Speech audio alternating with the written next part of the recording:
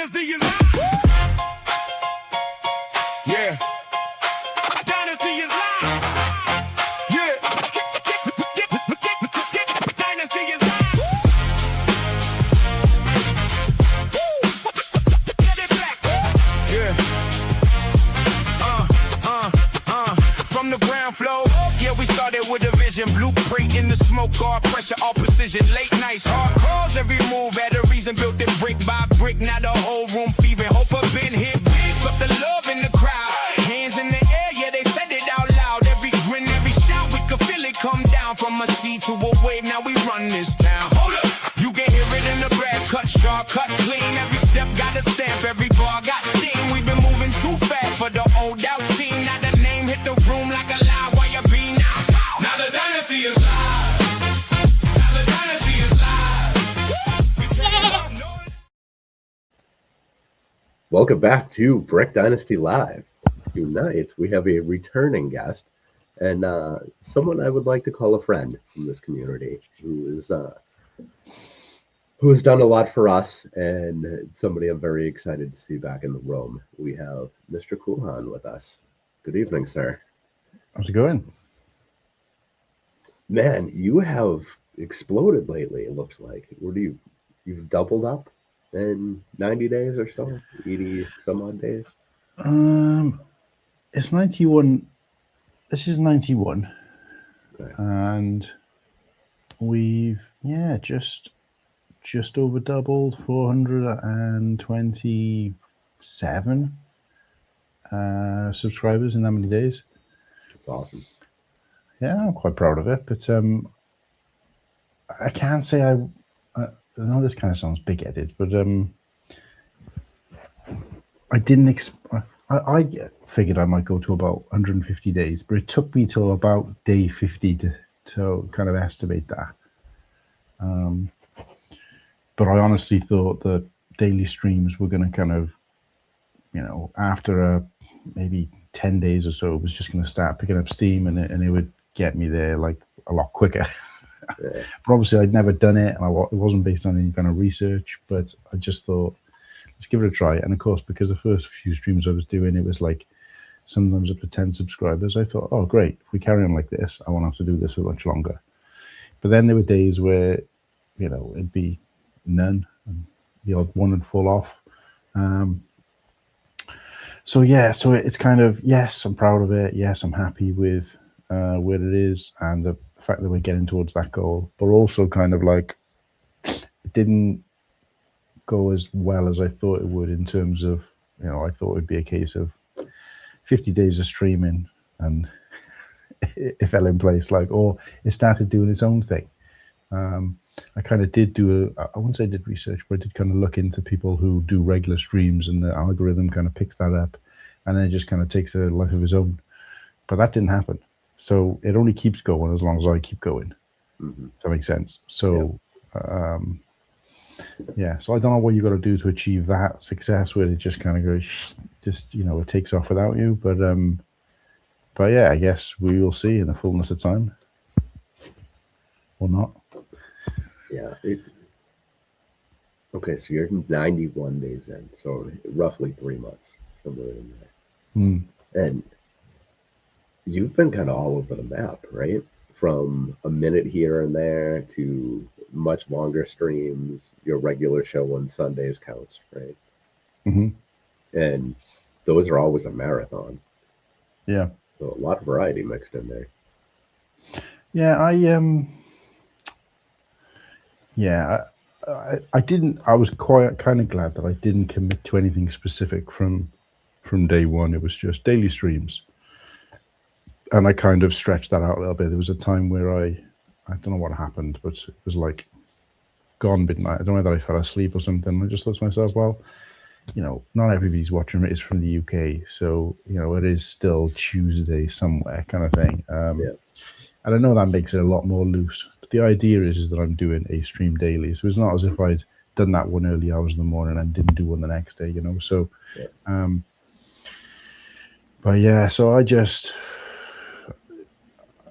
I think it just became basically just fitting it into my routine. It was just kind of like, I don't know, maybe like brushing your teeth, or it's become like brushing your teeth, where, you know, depending on what you're doing or what you're up to, you might brush your teeth at a different time of day, and you might spend a little bit more, a little bit less time on it, depending on how much time you've got. And it just became, I can't think of another example, but it's just become routine now. And it is just like last night, was the night before? I think it was last night. It was the first night where I went to sleep and I was about to drop off when I remembered, oh, I haven't done my daily live stream.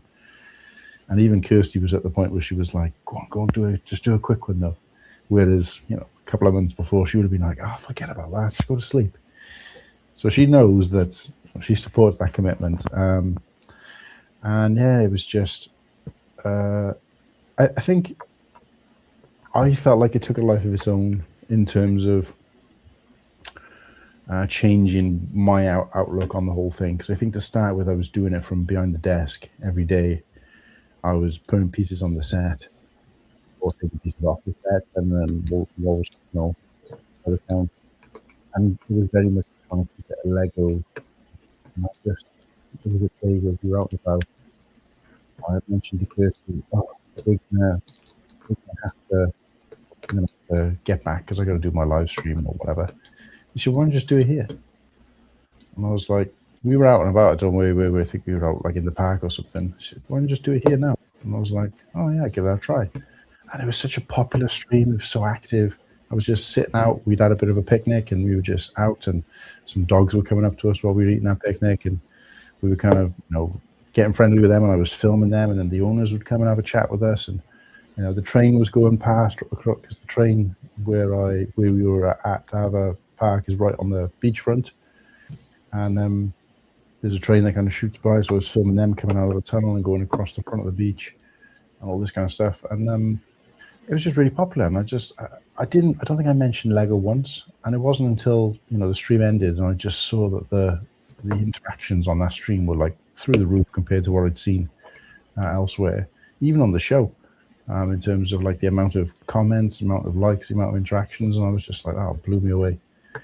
So Kirsty said, well, that's what it is. She said, I think people want to see just everyday life stuff. My concern then was, though, if I'm pulling new people in, because that was the whole point of it. It wasn't just to get subscribers. It was to, you know, find new people out there that we could welcome into the community. But my issue is if I was doing too much of that, there'd be a lot of new people coming into the channel, which is what we wanted. But they were coming in because of the non-Lego stuff I was doing, and then what's keeping them here, kind of thing. So Chris said, well, if that's the case, just your daily live streams, maybe make that your normal everyday life, and not necessarily Star Wars Lego focused. And then I decided, right, well, I'm going to add the parts every Wednesday, so at least once a week we can have a stream, which every Wednesday where we add parts to the set, so it becomes Lego based, and we talk about things like that. And she said, just do it as and when, and whatever's going on. Marco's a man is saying hi, and now he's saying bye. So appreciate you popping by. Right. Yeah, actually, on that note, since you mentioned in chat here, let's check in with these people. We got Liam in here with us. What's going on, man? Joel's Bricks. Hello. Liam. Joel. Insinuium. All right. Liam. I'm friggin' blind. All right. So I said that one right. Victor Santini. Oh, geez. I'm sorry, I can't possibly pronounce that. It's Celestala. Yeah, Ben, I think this is why it's tough saying hi to everybody. All right, so Marcos, Tradezo, we content. All right, beautiful, thank you. No, we are not Mormon. Sure, men who needs cookies. I don't know why that matters, but that's fine. Let's see. Papa Rex is in here with us too. What's going on, Papa Rex? Papa Rex, what are you doing? Liam is not just commenting; he is actually here. So good to see you. Good to see you, Liam.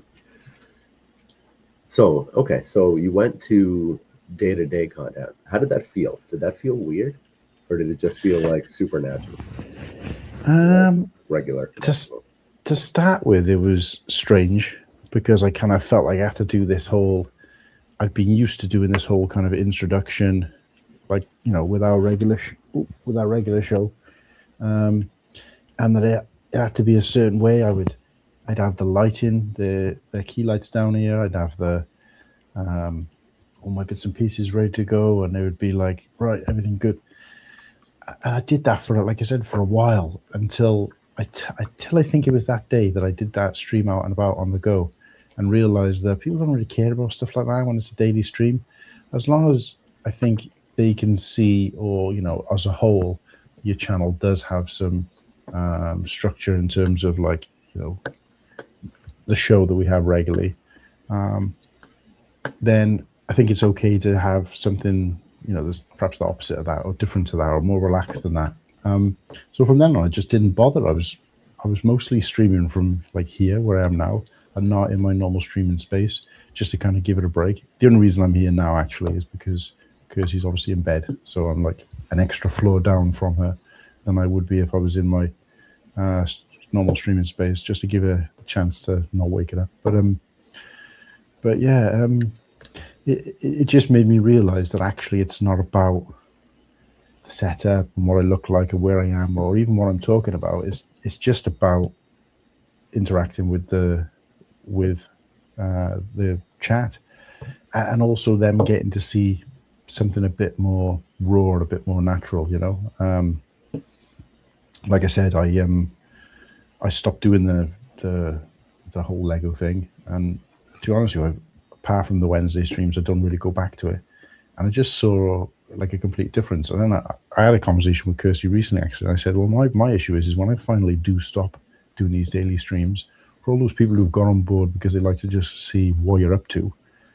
Are you out and about? Are you sitting around? Are you going to the cinema? What, you know, just talking about daily stuff. What's to keep them after that if I'm not going to do it? She said, well, why don't you just do a regular stream like that? You know, even if it's just once a week, just to do a, you know, check the camera on and interact with people and just show them your daily life. And she said, and maybe introduce some content that is about what you've been up to rather than just Lego. So I've been considering that, to be honest with you, because I think it's a good piece of advice. Like I said, my concern was always, I don't want to have one of these accounts where it's 1,000 or whatever it might be subscribers, but they're all kind of empty seats, you know? Yep. Which I do find on a lot of accounts where there's not that kind of level of interaction. Those people don't necessarily tune in. They're just kind of there, and they just half the time don't even know that or remember they've subscribed.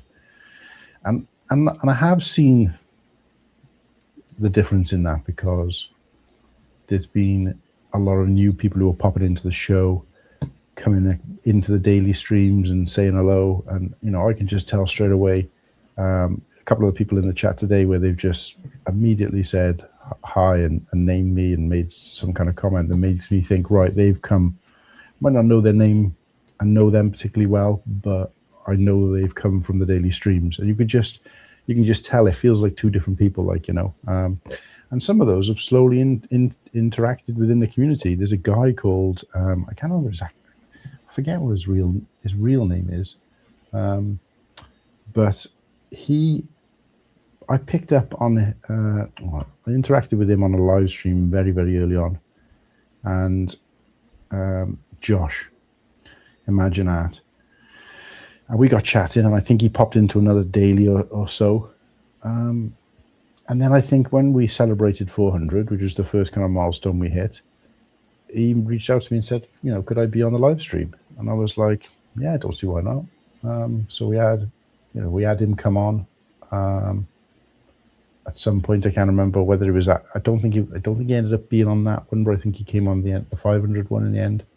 But he's done a couple of live streams with me now on these dailies, and yeah, just gotten to know him. And he's into Lego, but he's into a few other things as well. And it's just nice to kind of, you know, make these extra acquaintances.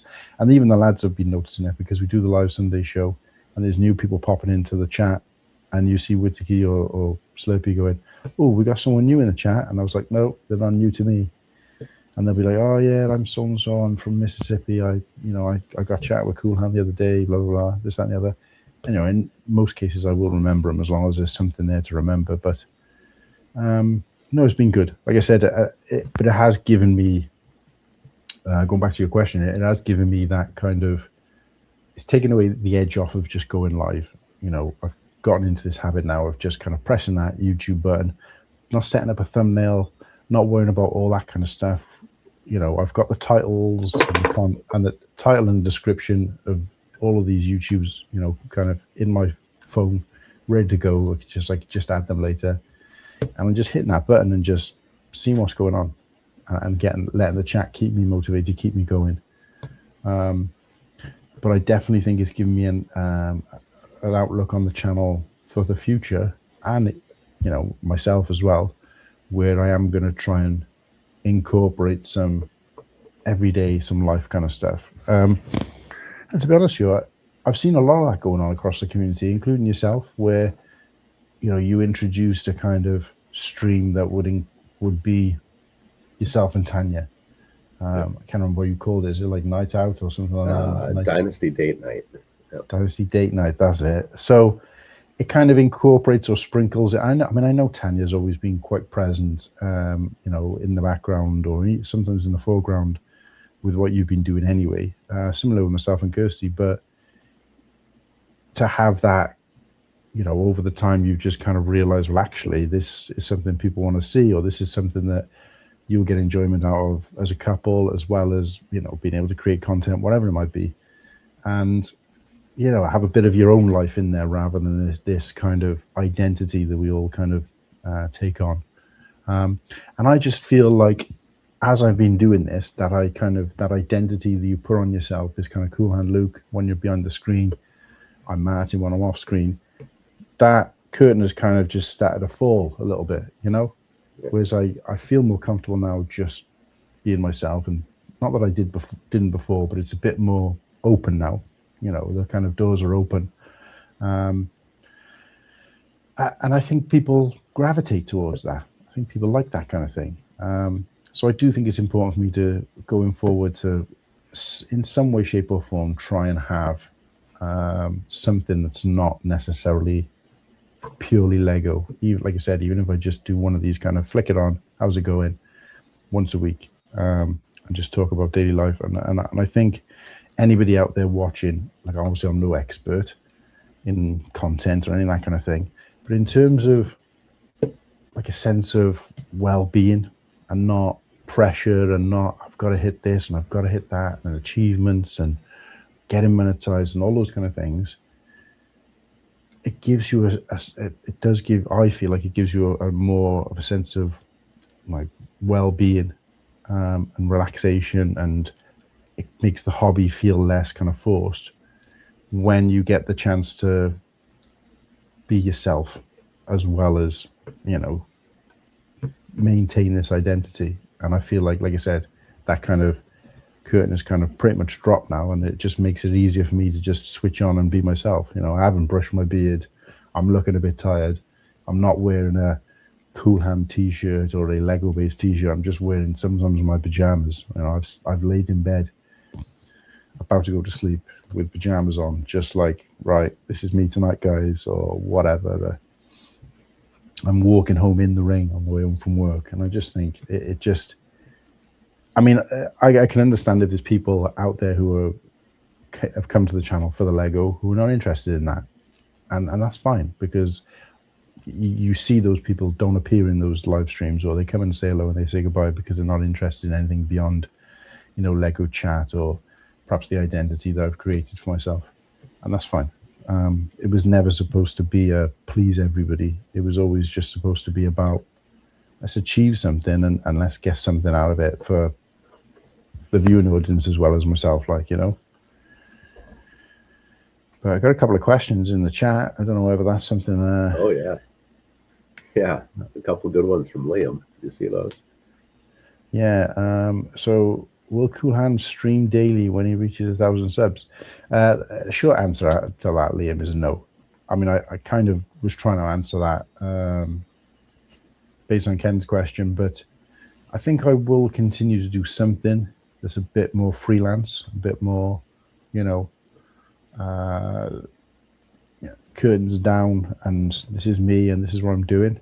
What that looks like, what day it's going to be, what kind of time situation, yet to be determined, because we haven't got there yet, and I still got a bit of a way to go. So I just see how I feel after possibly 150 days or so. So congratulations, Kevin, for graduating college. Yeah, absolutely. Congratulations. Rob Claxton's out there as well, and Hoda. I haven't seen Hoda for a while.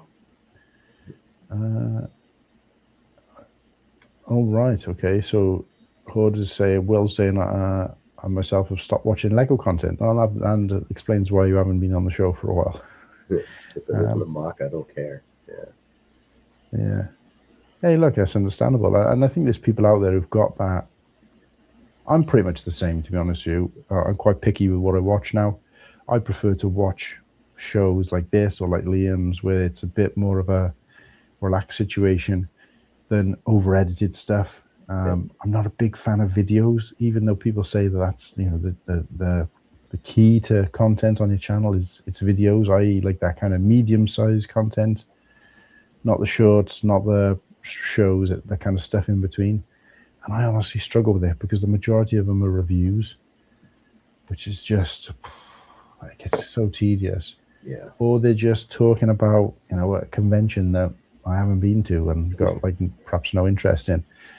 So it becomes, I find it quite stale, but obviously it's, every person's got a different, that's why I try to, on the channel, again, from quite early on, I wanted to do something that I wasn't already doing, and just kind of have a variety. So then when people do subscribe to the channel or consider subscribing to the channel, they can see, okay, he's got some shorts. Some are stupid, fun, Lego based. Some are just AI generated clips from the thing. Some are, promotional type ones. He's got a long running live show, which is Lego based, but quite interactive as well.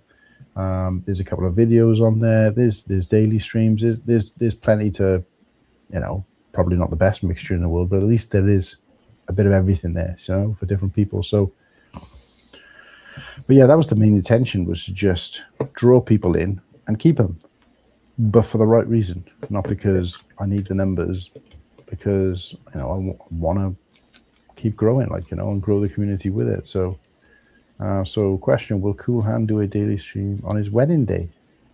If I still need to be going by then, we are about 78 days out from the wedding. Oh, it's still a while. Okay.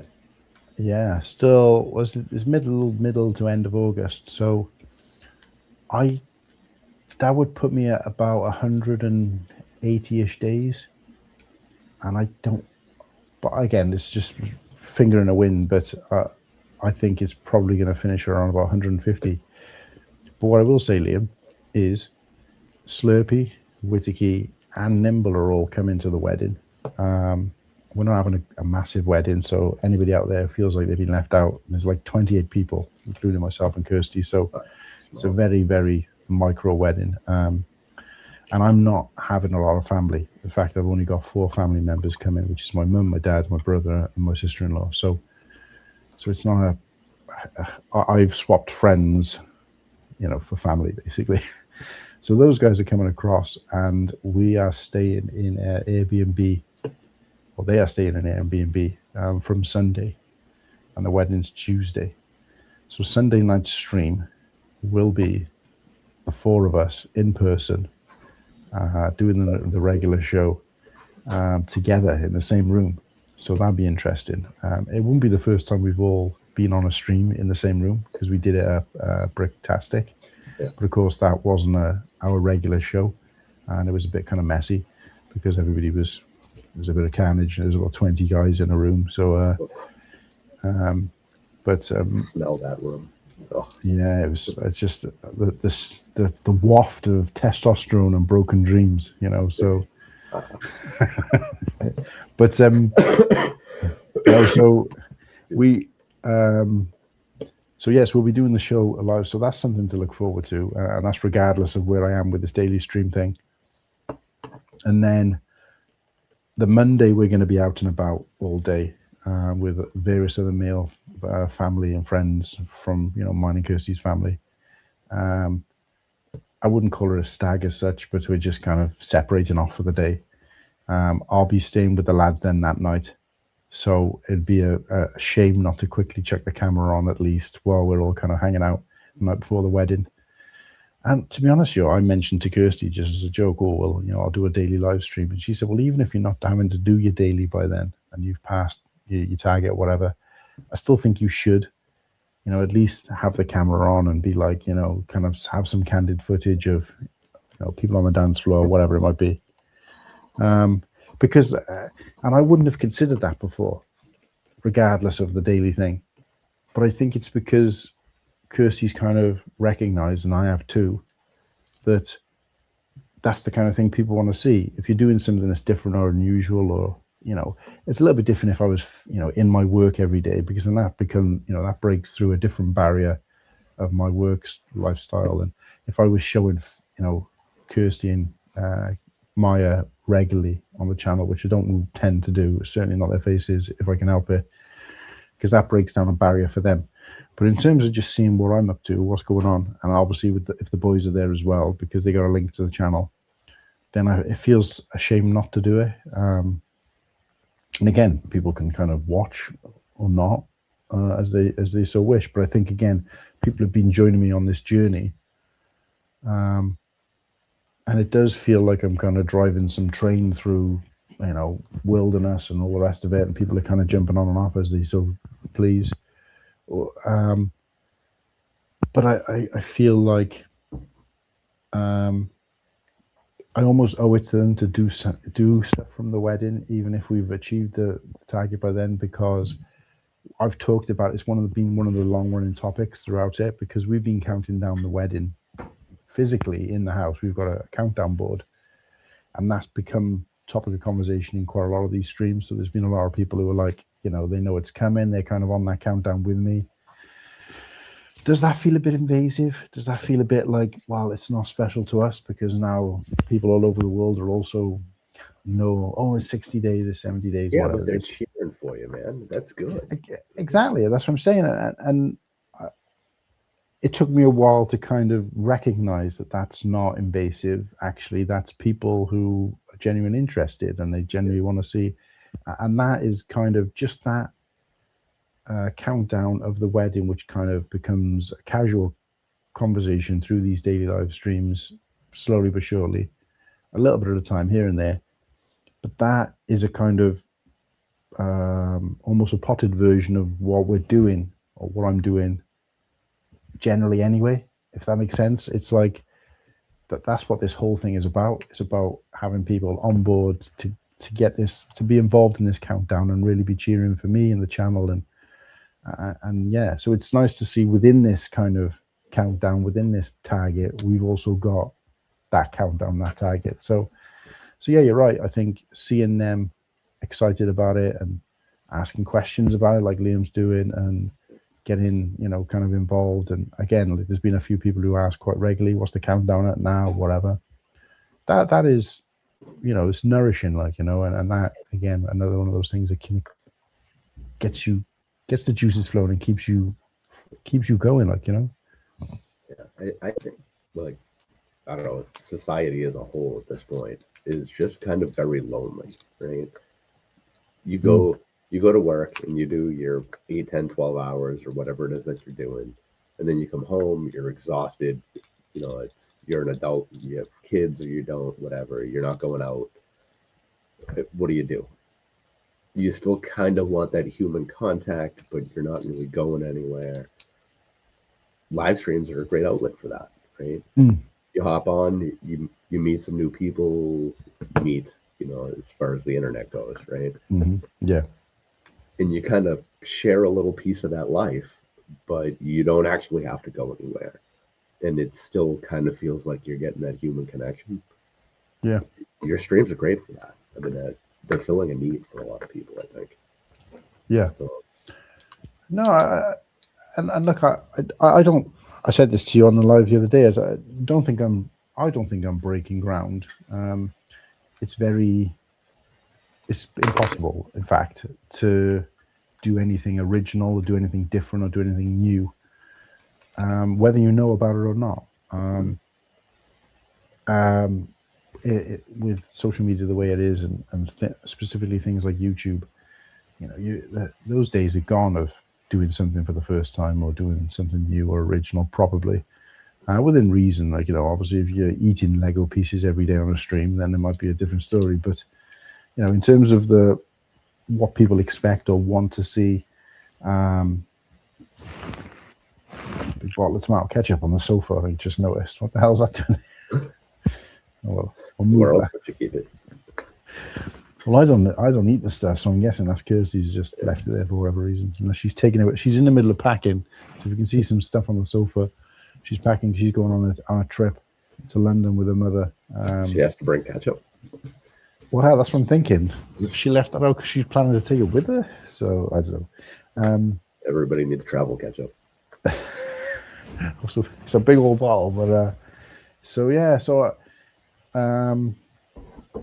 yeah, I think,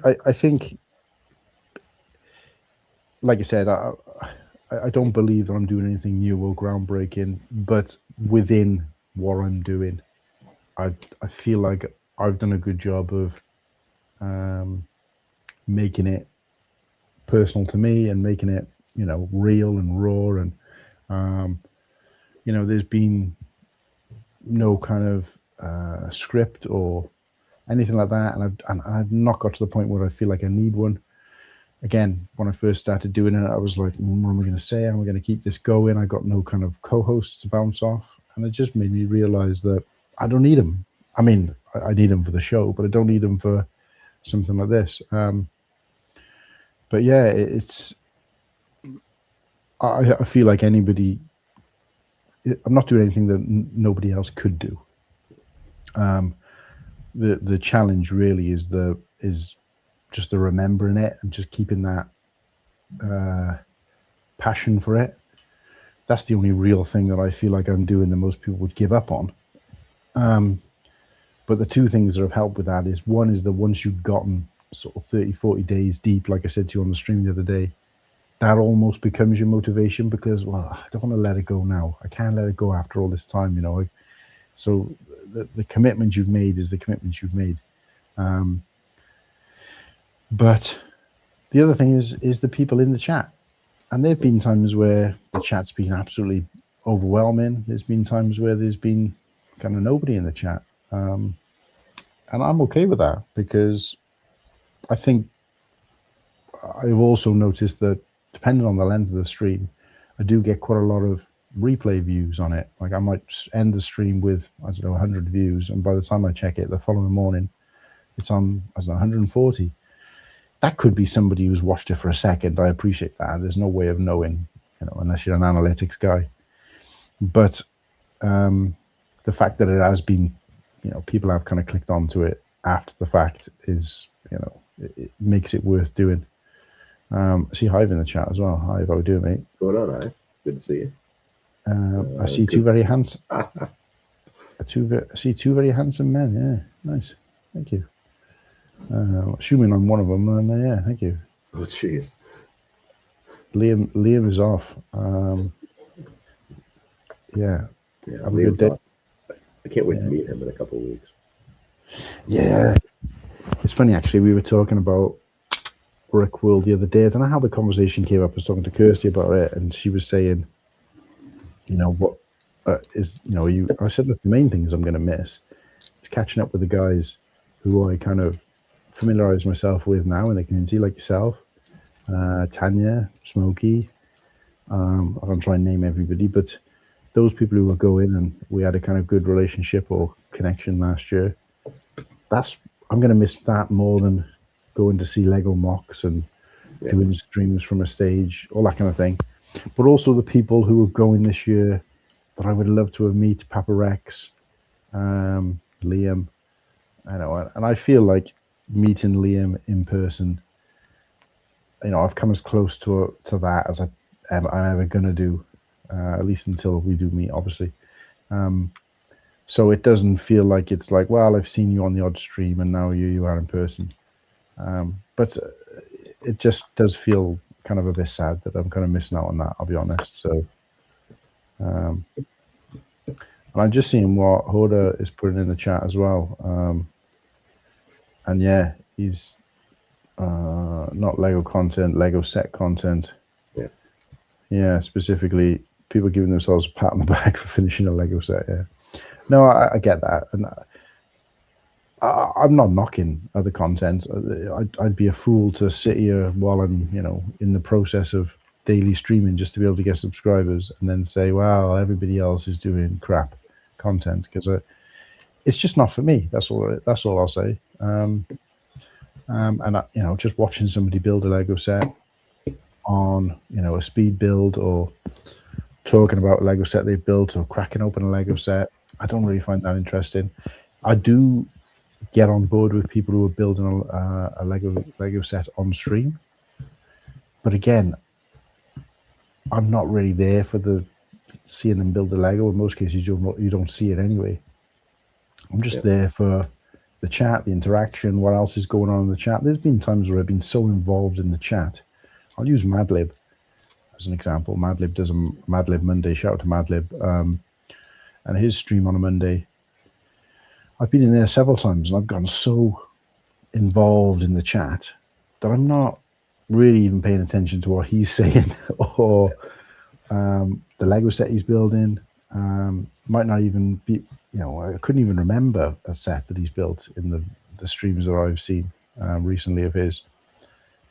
But the chat is kind of where it's at, and I think that goes for our streams as well. I feel like there was a time where everybody was kind of saying hello and you're reading out their comments, and now it's got to the point where at least 50% of the conversation is with each other and not even necessarily connected to what you're talking about. So you could be talking about, I don't know, 2025 Lego sets that rank our top 5.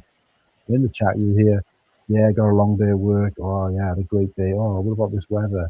I'm thinking, well, but it's great to see, because it just means there's a community within a community, So, and I think that's really encouraging. And again, that's something that's always been, it's made that kind of heartbeat skip to see that in the chat, but also be a part of that in other people's chats. And it's given me that kind of filled in that space, that emptiness that I've got in my real life, which is that I don't socialize a lot with people. I don't have a kind of friend group in person. I don't sort of go to the pub, or I don't have a regular hangout. I don't go and play a sport. I don't do any of those kind of things. And this kind of replaces that. So it is good for that, good for the well-being. But also, it's the reason what drove me to be like, if I'm going to try and move this channel forward, let's do it in a way where I can make new friends and acquaintances. So yeah. Now, you've managed to do this also without any kind of sensationalism, no antics of any kind. Like, you haven't set aside days to do a whole bunch of weird shit. No. And you've still kept it. I mean, that makes it more impressive what you've accomplished, because it's not like, hey, this Wednesday, watch me walk on broken glass, or some other ludicrous kind of thing. It's like, no, I'm just gonna walk home in the rain, and people are gonna like it. I actually caught you on one of those streams walking. Yeah. It looked like you were gonna go rob somebody. It's great. Yeah. I mean, the weather's changed dramatically now, so I'm walking home the same time at night, and it's shorts and t-shirt, but no, I haven't done those as much, because I feel like the replay on those isn't the best, just because the shaky hand cam, I can't. My hand isn't the steadiest in the world as it is. So, of course, when you're walking home, there's not really any. Because Kirsty said, "Oh, well, can you take something or a tripod?" And I said, "But it's not supposed to be. It's supposed to be about me engaging in the chat." But it does get bad when your hand is and it's shaky and it's dark and you can't really see a lot. So although everything I've said up until now kind of is, and I do reaffirm it, that it's supposed to be me, it's supposed to be real, it's supposed to be raw, I do feel that there is a level of, you lose that level of watchability. If you're in the chat and it's live, you can kind of get over that if you can interact with the person. or even the other people in the chat. But when you're watching that back, it's like there's nothing there for them, you know. So I've kind of tried to stop doing that, just because I felt like watching those back was kind of, you know, even for me, kind of, I was cringing a little bit, and I was like, what the hell is this all about? Right. Well, okay, so let's talk about the replay then, because you mentioned this the other night, but we're going to talk about it a little more. You said that, if I remember this right, you have them set so that they don't automatically become available. You have to actually go and set it yourself and add the thumbnail and whatnot. Yeah. What's the turnaround time on that? Just next day or whatever you get around to? Yeah, I don't tend to do it the same night. I tend to do it just mostly because I end up streaming quite late, but I tend to do it like a day or so later. You know, every now and then I might forget that I haven't done a few and make another few, because I think the settings on mine show them all anyway. So sometimes I have to literally click the private button to realize that there might be 2 or 3 there that I haven't made public. Because I use my phone generally to look at YouTube, and on there it automatically shows everything. Well, at least it does on my phone, on my settings. YouTube has become, or YouTube on the phone has become, or mobile device, YouTube has become very kind of, it wasn't like this to start with. It's become very kind of intuitive, where it kind of, it shows you what it thinks you want to see based on your regular settings. So, so basically, yeah. So Hive actually brought this up because I think it might have been Hive the first time around, where I'd been going a handful of days, and he gave me a shout out. I don't know whether it was in a live stream or he might send me a voice note. I think we were probably maybe 10 or 20 days in, and he said, "Oh, there's a couple of streams where I don't even know how he could see them, but he's saying I could see there's some streams, but they're private. So you must still be able to see them." And I didn't realize that was the case. I thought private meant that it just didn't even appear for viewing. Weird. So I'm not sure how he's seen that, or what that looks like from his end, but because I can see like members only, and obviously you can't click into them if you're not a member. Yep. But in terms of private, I don't ever remember coming across a stream that's private that I can't play because it's privatized. So I don't know how he's seen that. But either way, it was good looking out from him, because at that point, like I said, it was early on. So I was doing streams, thumbnail, and setting everything up and preparing. And those ones were, because I was doing them through StreamYard, those ones were immediately going live, like this one will, and anything I do through StreamYard will, because I don't change the privacy setting on that. But the ones I'd done straight to my phone, which was very few at that point, I'd automatically privated, and I didn't realize that setting was in place. So when I kind of looked into it, I made them all public, thanked him for shouting that out and making me aware of it. And I was going through my phone trying to work out, right, how do I undo this now? But then I realized, well, actually, that's not a bad thing to keep in place, because what it does is it gives me the opportunity to just hit that live button without having to do any of that preparation prior, and then I can add that afterwards, because the thing I picked up on through doing that research was that it says if you're doing any kind of stream or any kind of content, avoid at any cost making edits once it's live or once it's been published, because that can really seriously affect it. You know, if you're in the thousands, the millions of views, I think you probably wouldn't really notice so much. But when you're trying to grow a channel, it's probably one of the worst things you can do. It would just be like, I don't know, like anything else. If you start off a bakery, and you're pulling your kind of cakes in and out. Oh, wait a sec, I need to put it out, and it just kind of gives people this impression that what's going on here? It's kind of, so by doing that, editing in terms of adding a title, adding a description, adding a thumbnail could be done afterwards, all in one go, to make it available for replay as a separate thing to the actual live stream itself. So they're like almost two things. when we do a StreamYard stream like this, you don't really need to do that because you'll have prepared for it, you'll have done the description, what have you, and it's kind of ready to go. So you've kind of got it packaged, ready to present. Whereas with a live stream, you're talking about the content, the content is kind of published for those watching it. Nobody scrolls through the shorts feed or YouTube or comes across those live streams because of the thumbnail or the description. So that's not what's pulling them in anyway, except for the people who are already, affiliated with your channel or your members or whatever it might be. And in which case they'll do that regardless of a thumbnail or description. So it didn't really serve any purpose in terms of a daily stream. And it just made it easier for me to just hit the button, go live, and then kind of throw the phone and do whatever I'm going to do, go to bed, and then I can address it tomorrow. And I don't have to feel as if I've edited something, because if you edit it before it's public, it doesn't make any difference. It doesn't affect that kind of algorithm thing. So, and that's what I've been doing ever since. Like, even now I go on my phone, I can see there's like 2 of my daily streams that haven't been made public. I'm not in any rush to put them out there because it's not a tick box for anybody. I don't think anybody's like, right, I've got to have seen every one.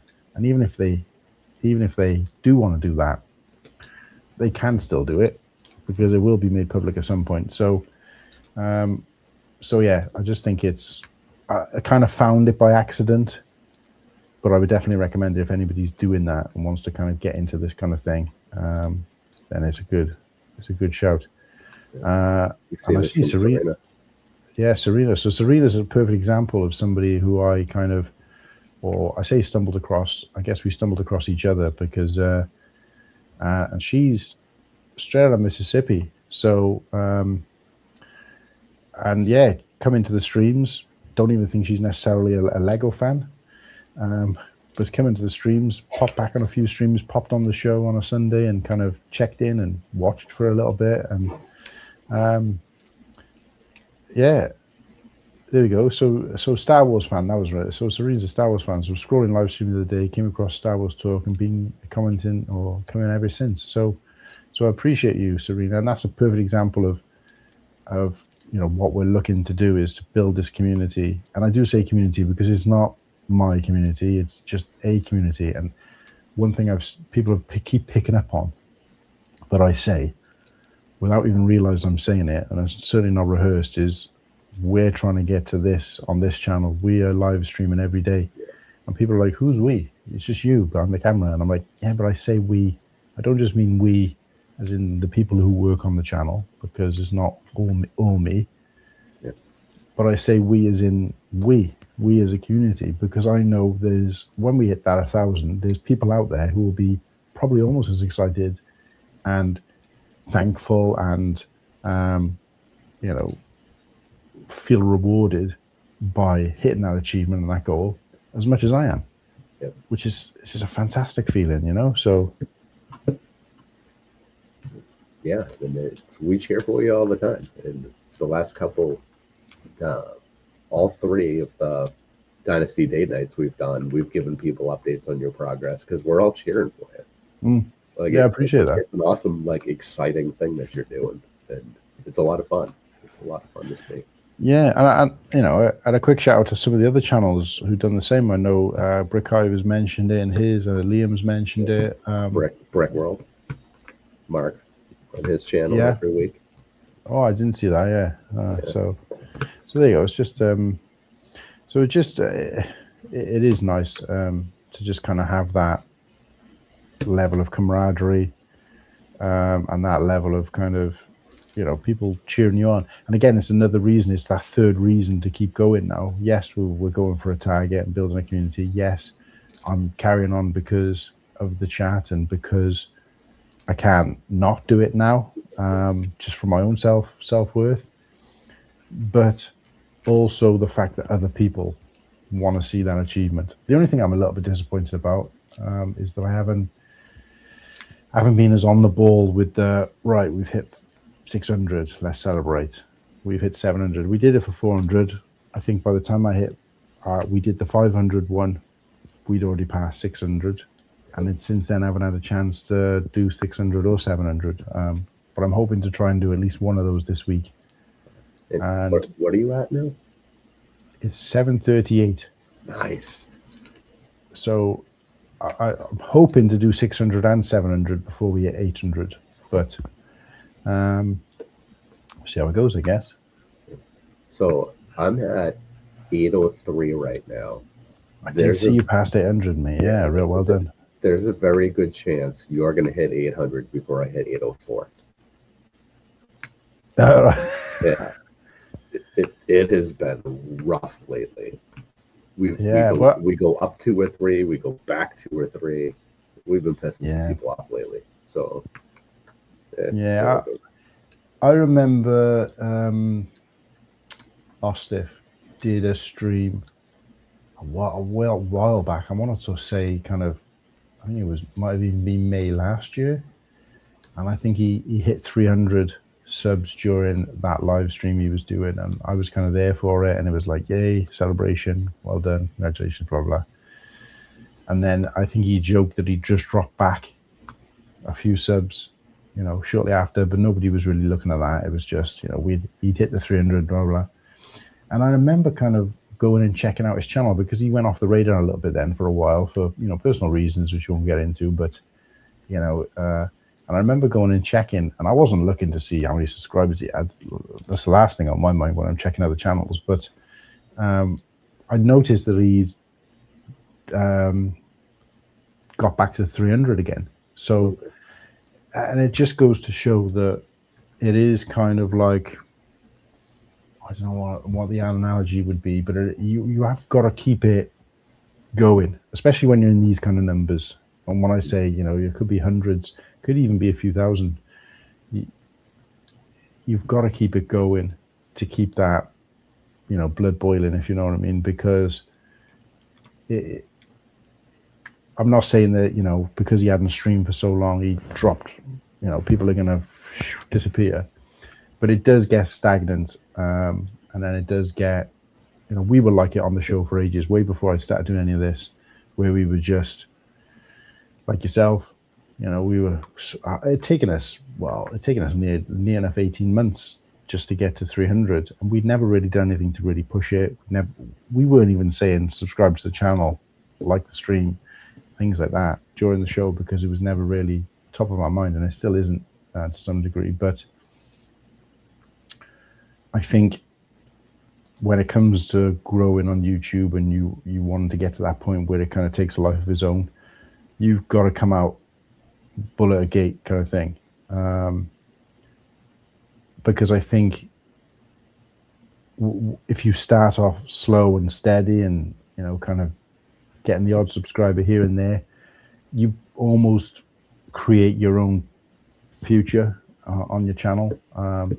If I'd started the channel by doing this daily stream, I can pretty much guarantee you that it would have gone through a lot quicker.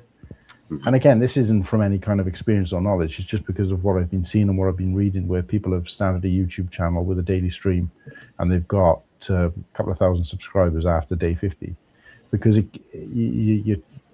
the algorithm, people keep calling it the algorithm, and this is kind of like this kind of massive entity, but it is more of an enigma, I think.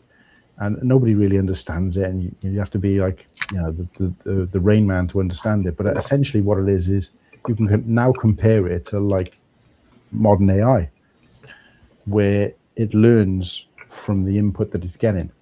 And if even though the channel's coming up to 2 years, or say the channel's in terms of regular content's coming up to 2 years for us, if you look at the lifespan of that content, it's like, and then, okay, it's kind of picked up here because of the show, which was like once a week, and then now it's picked up.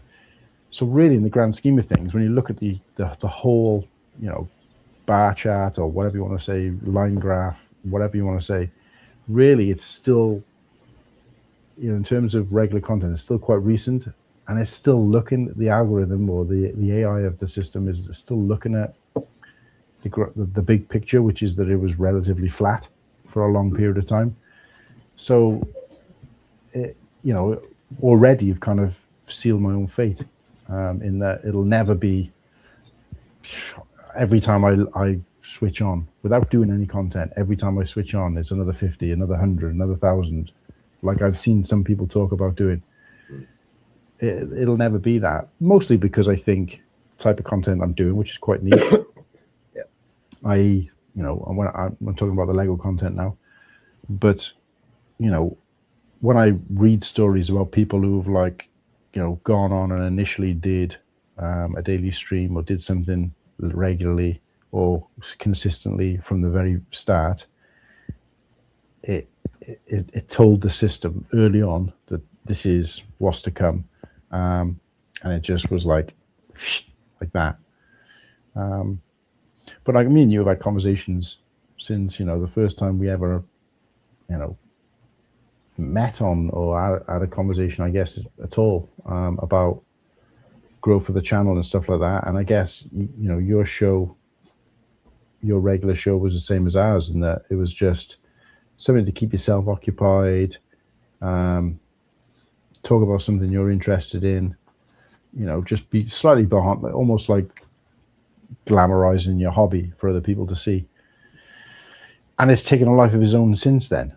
You found a community within a community that kind of rely on you, in your case being that kind of reseller community or that investment community, which I could never paddle in that water,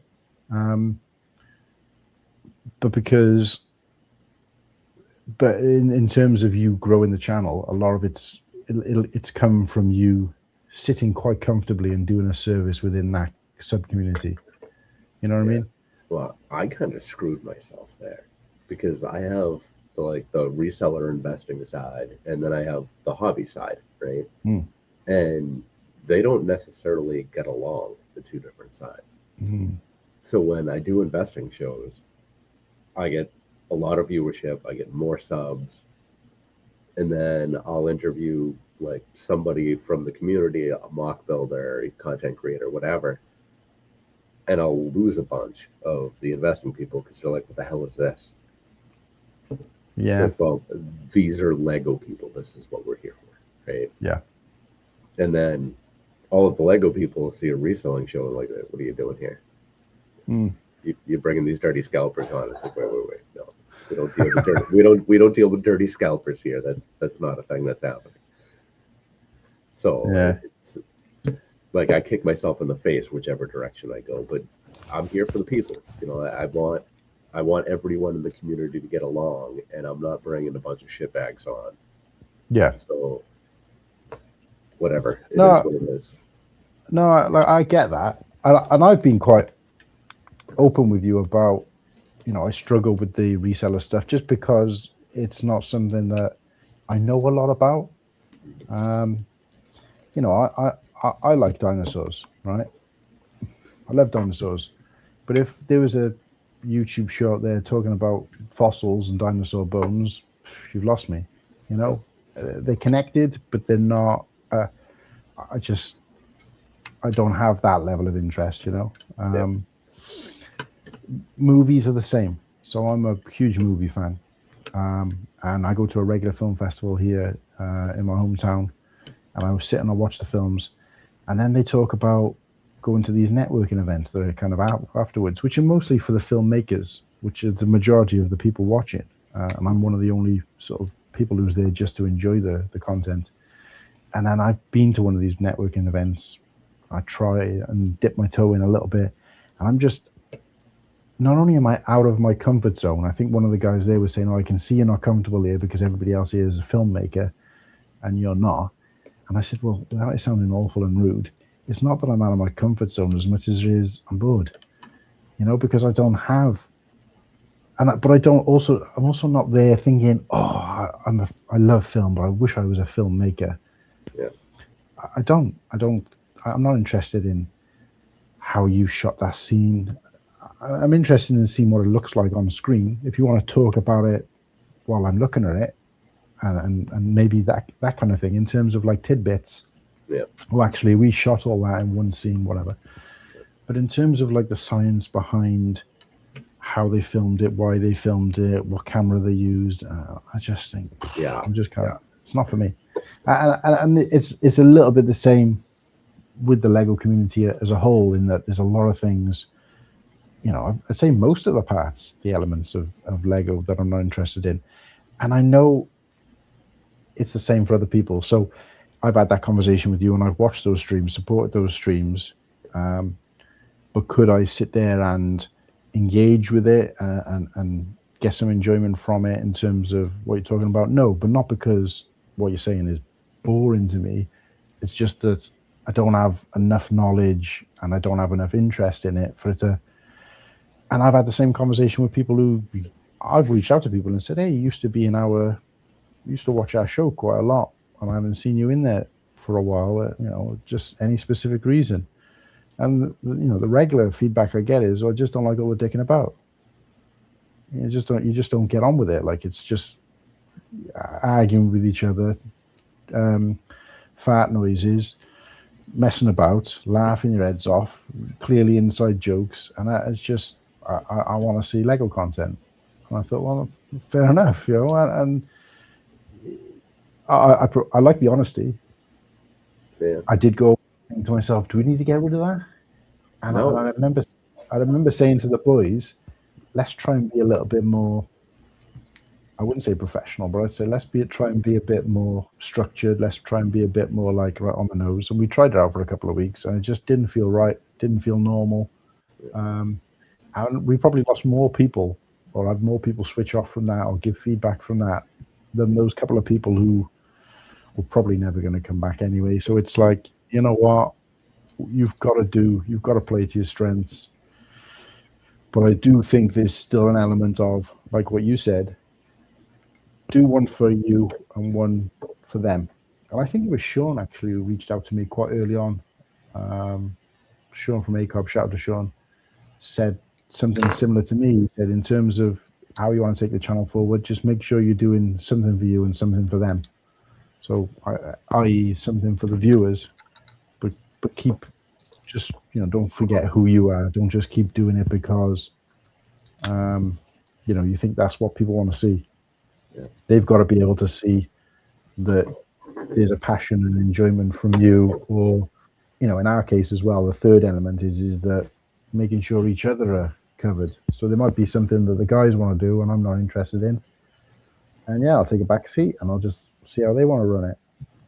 I think the difference is now with the hosts, what we've done particularly recently, is that they used to be very good at making suggestions, or when I came up with the topic content and did all the work for it, they would be complaining, why didn't we do this? Why didn't we do that?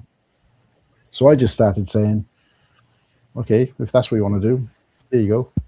Oh, well, I don't know. Hang about. I've had to work all this stuff out. I'm not a magician. I've had to work out how to set up a tier list and God knows what else. You guys have got the same capability. So you either, without it sounding kind of awful, it was like either turn up and enjoy it, what I've done, or sod off, or don't complain, like, kind of thing. But you know, without saying it in that way, it has helped, because now they're doing that. Like, right, we want to do this, or one of the members wants to do this. I'll give you a sneak peek for next week's show, actually, is that Slurpee wants to do ugly Lego, and he has mentioned it a couple of times before. So we're going to be doing ugly Lego sets. So the way we structure the show is around the viewability of that, because that's quite, not everybody's going to want to see that. If we do something Star Wars, we do a battle, or we do a tier list, or we do like a top 5 or whatever, and try to make it engaging in the poll, in the chat, whatever. But if we're doing something like this, we call it a freeballing episode, where basically we're just kind of ripping the piss or talking about these sets, and so people get a variety of what it is they see. Can they sit back, watch and laugh, or can they engage and let us know their points of view? Can they get involved in the frustration or whatever it might be? But yeah, so we're doing ugly sets, so we're going to see things like Galador and Christ knows where else. So Belleville. Yeah, a bit of Belleville. And I don't know a lot about Lego. Like, it's weird, really, because I'm in this community, but I don't know a lot about the wider Lego. The only thing that I've ever really had a keen interest in is Lego Star Wars myself. I don't see other Lego and think, ooh, that's an interesting set, an interesting figure. I can respect it, but I'm here because Star Wars. Lego makes Star Wars sets, and I probably wouldn't be otherwise. But yeah, no, I guess I don't know. I can't even remember what the question was, but to kind of round it off, I think it is just important to just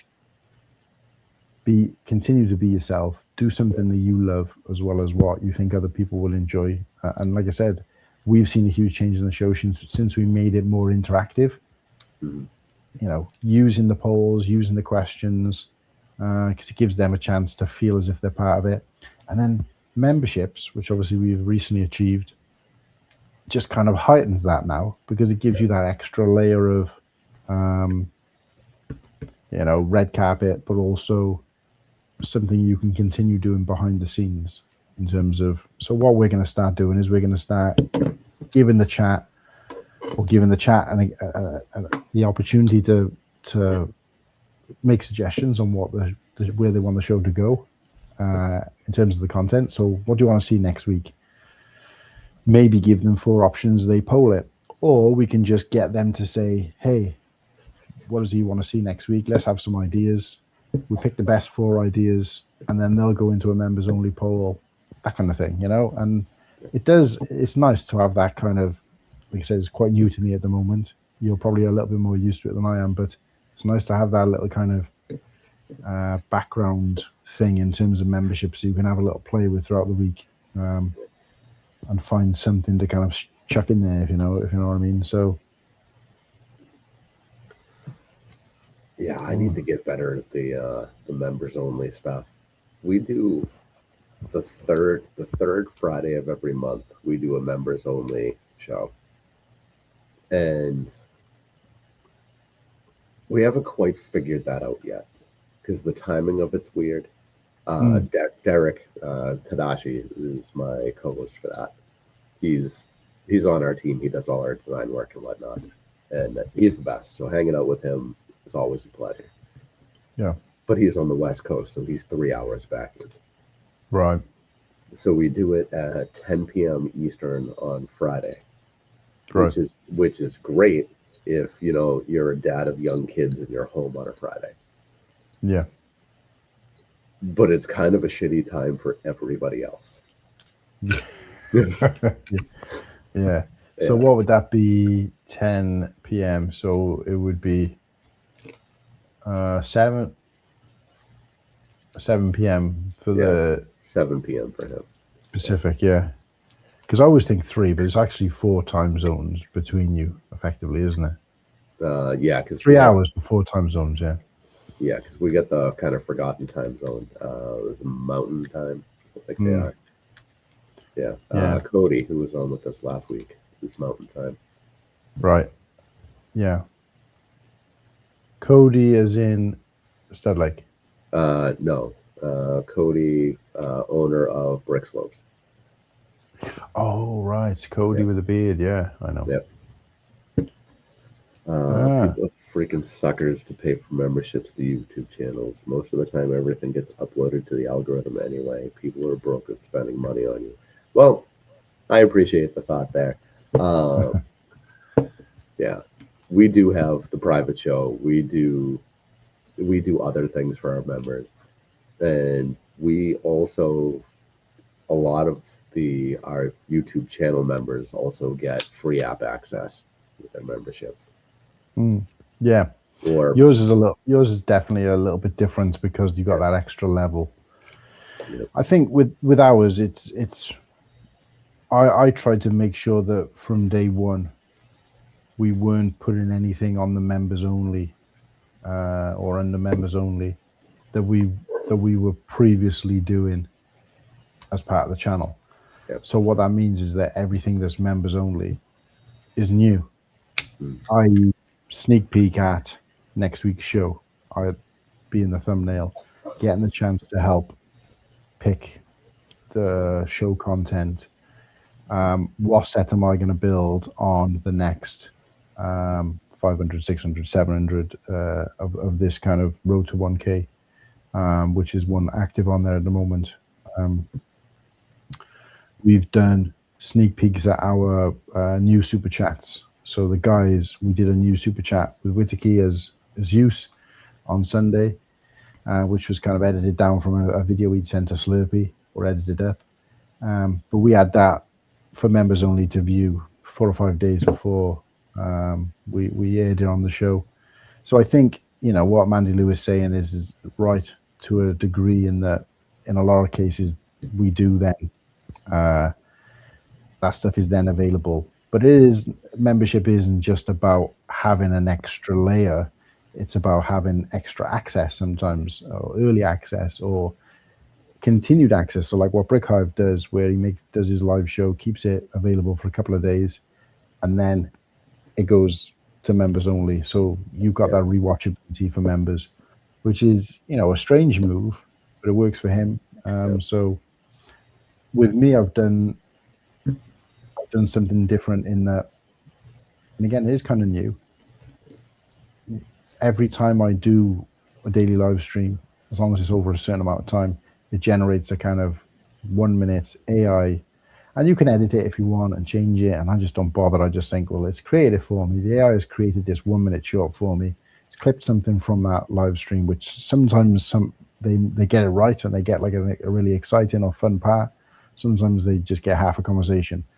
So either way, I'm not going to mess about with it. It's free content, but whereas I used to leave it for a couple of days, and then every now and then, if I wasn't putting out any other type of short or any other kind of content, I would just make one of those public,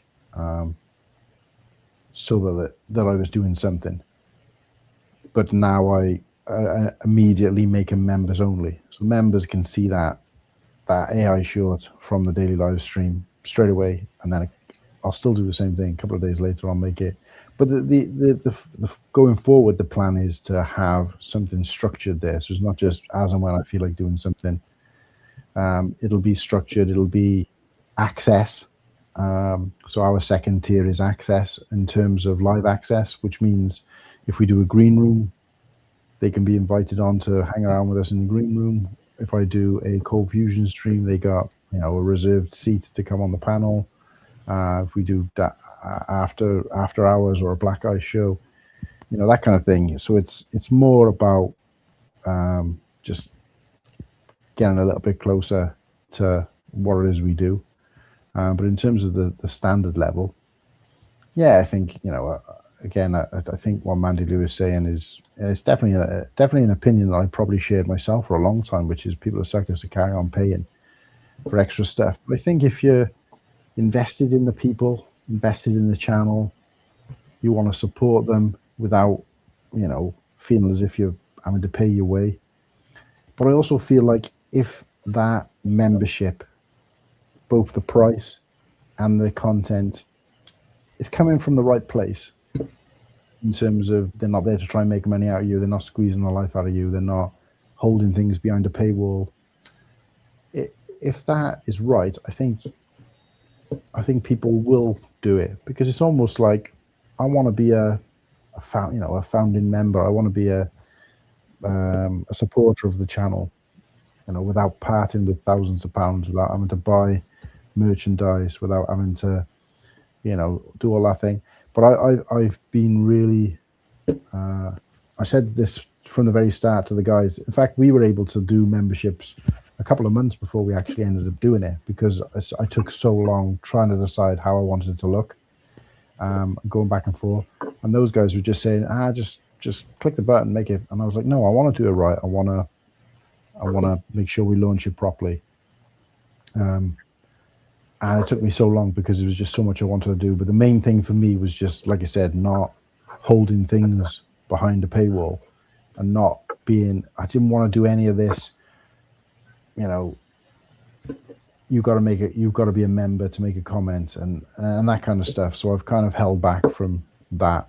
If other people want to do it, that's fine. But I just wanted it to be, this is the normal chat. This is the normal members, subscribers, same as it's always been. That package hasn't changed. You're still getting that daily meal, if you want to call it that, with all the bells and whistles, 3-course meal, great. But for members, now we're introducing, you know, a kind of an extra entree, which we never would have offered before. And I want to do it like that, as opposed to, well, you used to get this meal, but actually now you've got to be a member to get the kind of starter and dessert, and now you're just going to get this, you know, kind of lump of slop. That was something I was quite passionate about, and I think the guys kind of, from thousands of messages back and forth, kind of got that that's what I wanted to do with it.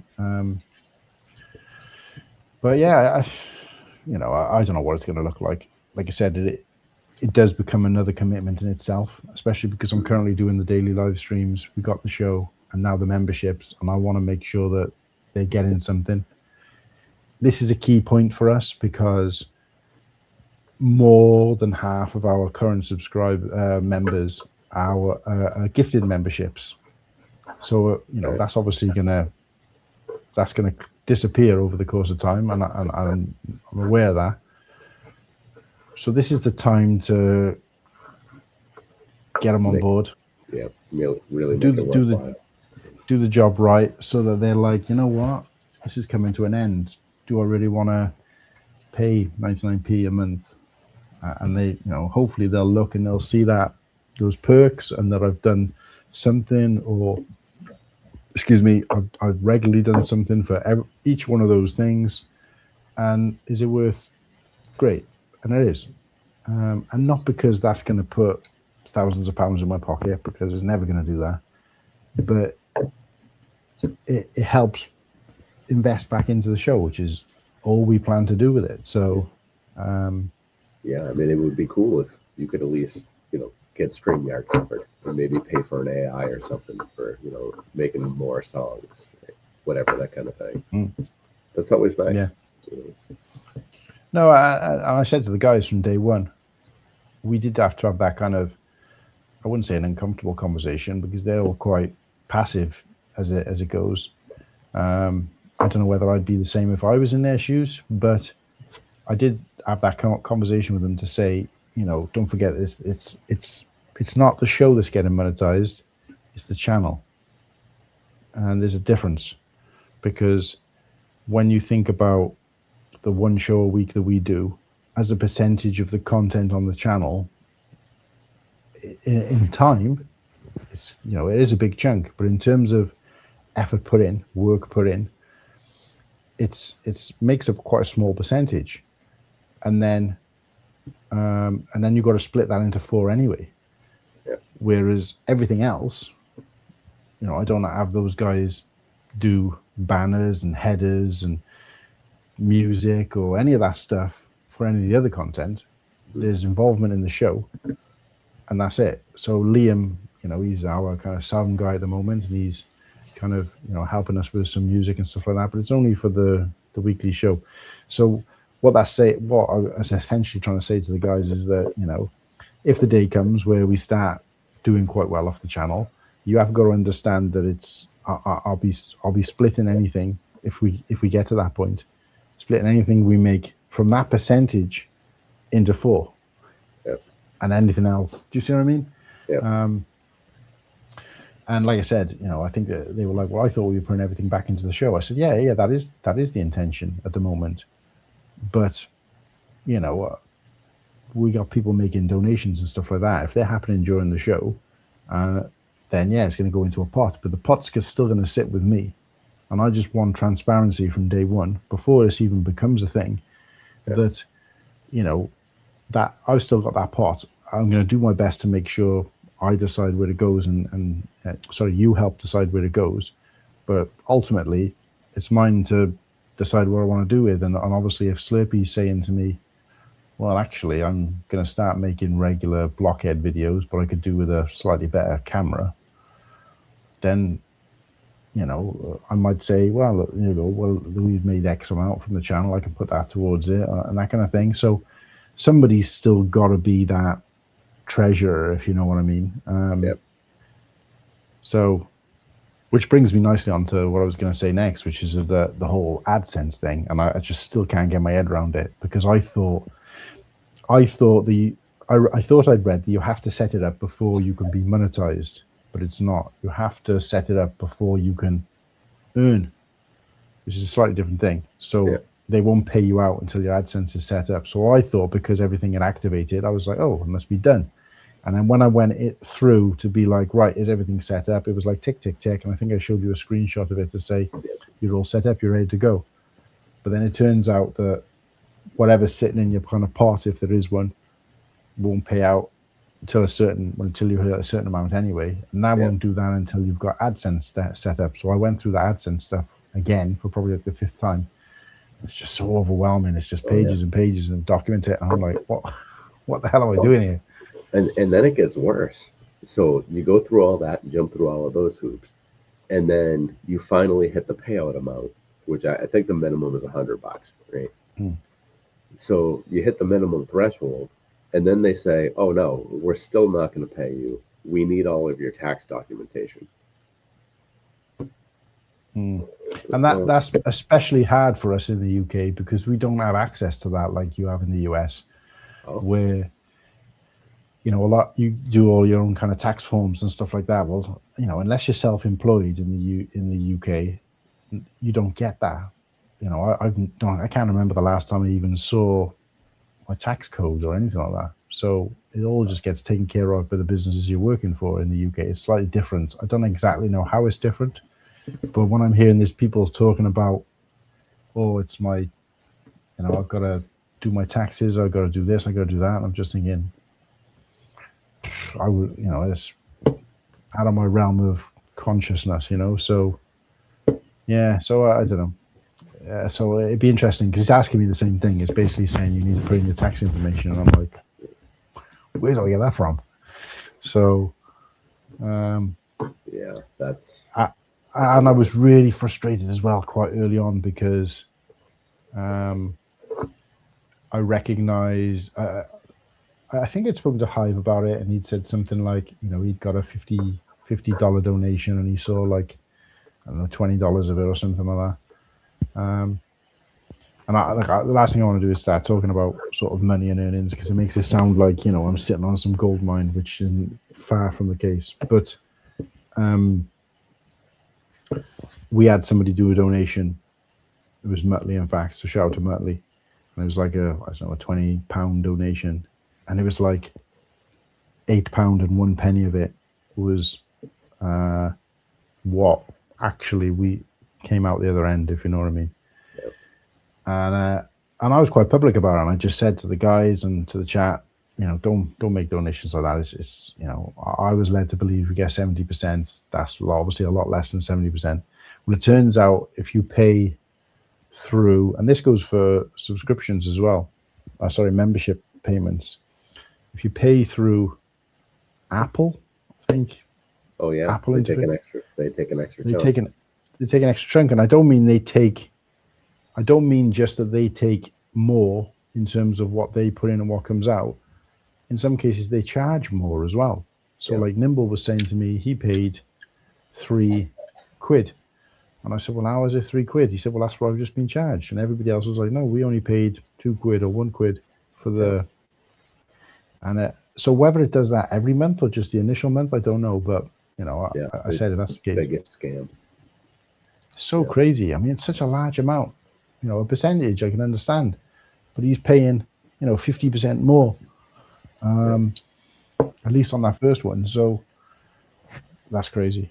Yeah. Or 100% more in some cases. So Apple they've screwed the whole market. So the way that they work is they tell all these companies, listen, we're going to put a markup on it and we're going to charge a greater percentage. If you don't agree to our conditions, you can't be in the App Store. Well, what happens if you cut out the App Store? You cut out whatever it is, 45% of the market. It's like, well, yeah, that's terrible. I mean, it's great marketing from them. It's a great way of doing things from them. But hey, Sean's here. Sean, just talking about you. Well, not just about half an hour ago, but no,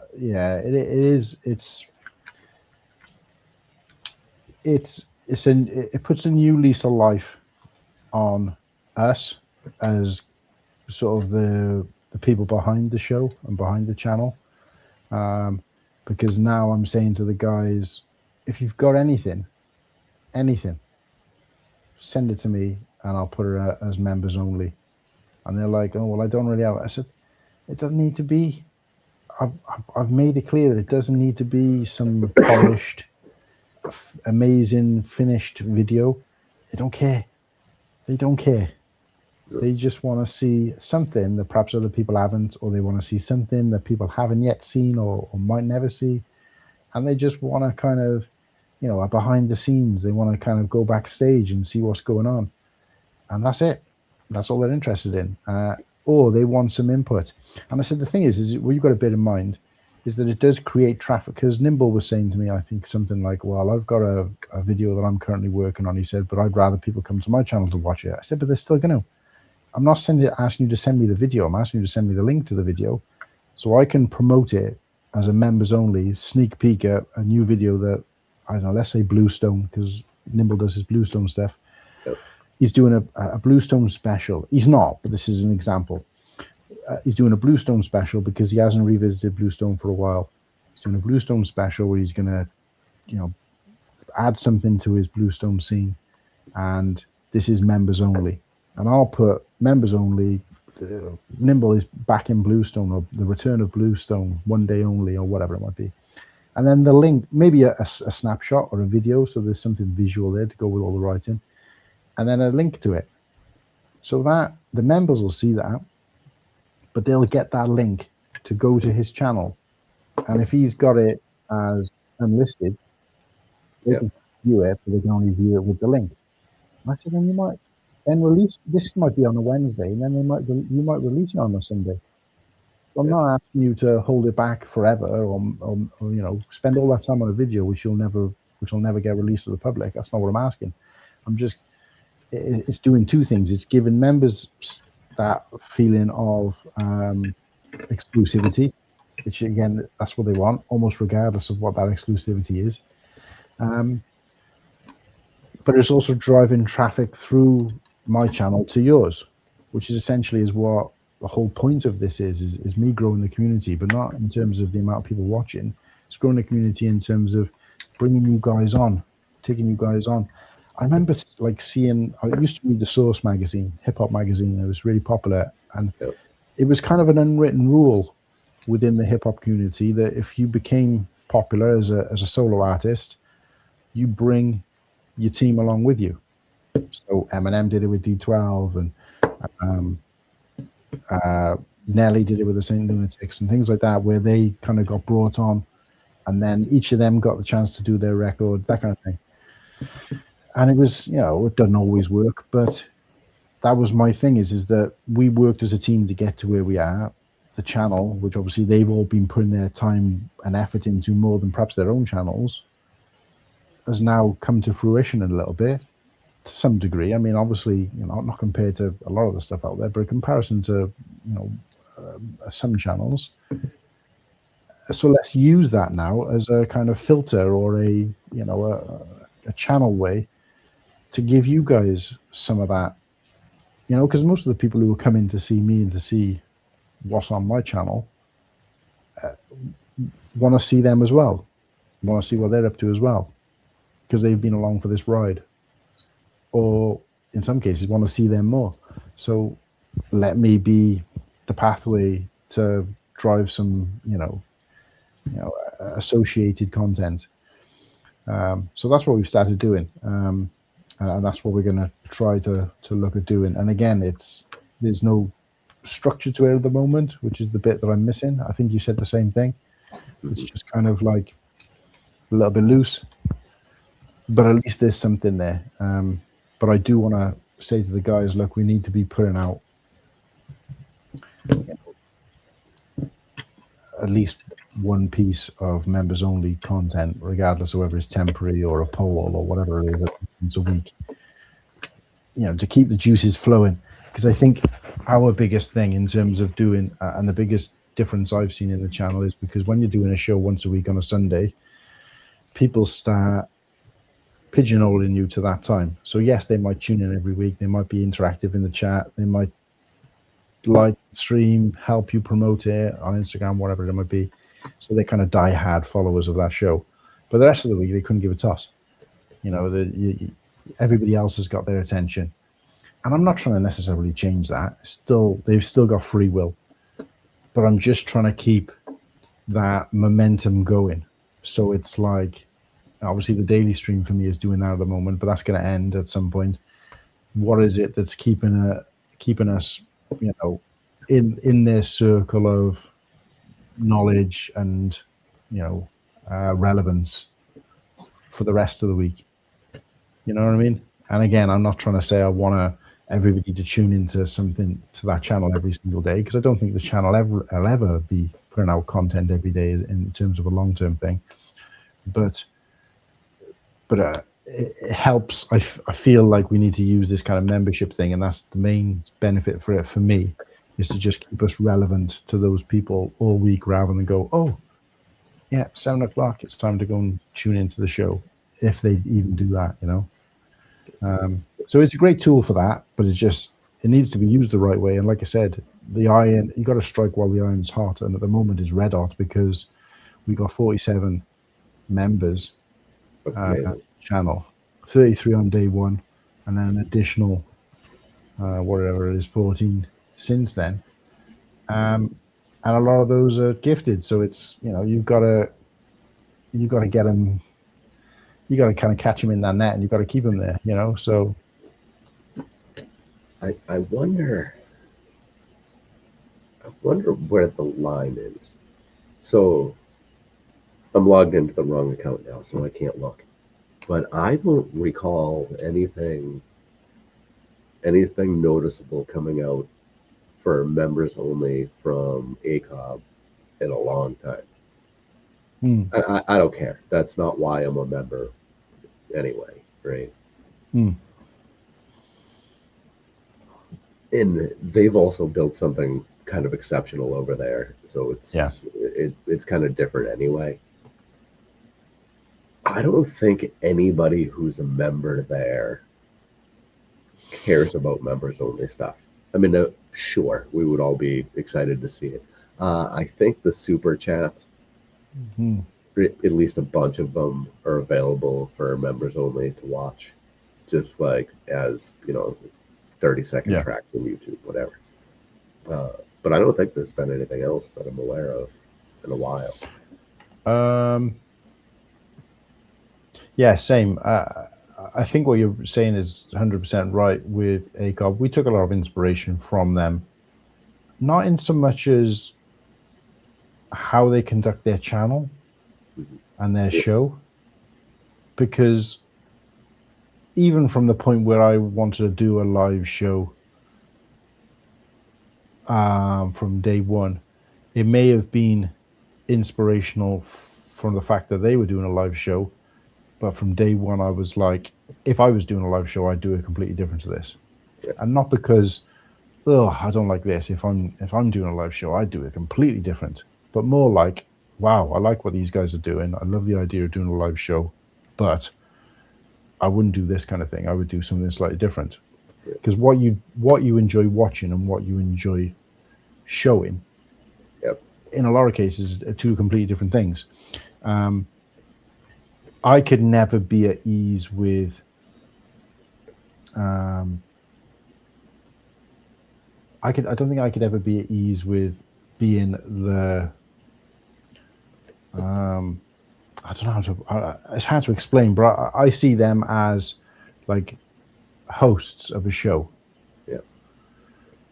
And I don't see us as hosts of a show. I just see us as the kind of facilitators of a show. You know, we're just putting it on. You know, we're just... You guys are the contestants of the game show, and Sean is a game show host.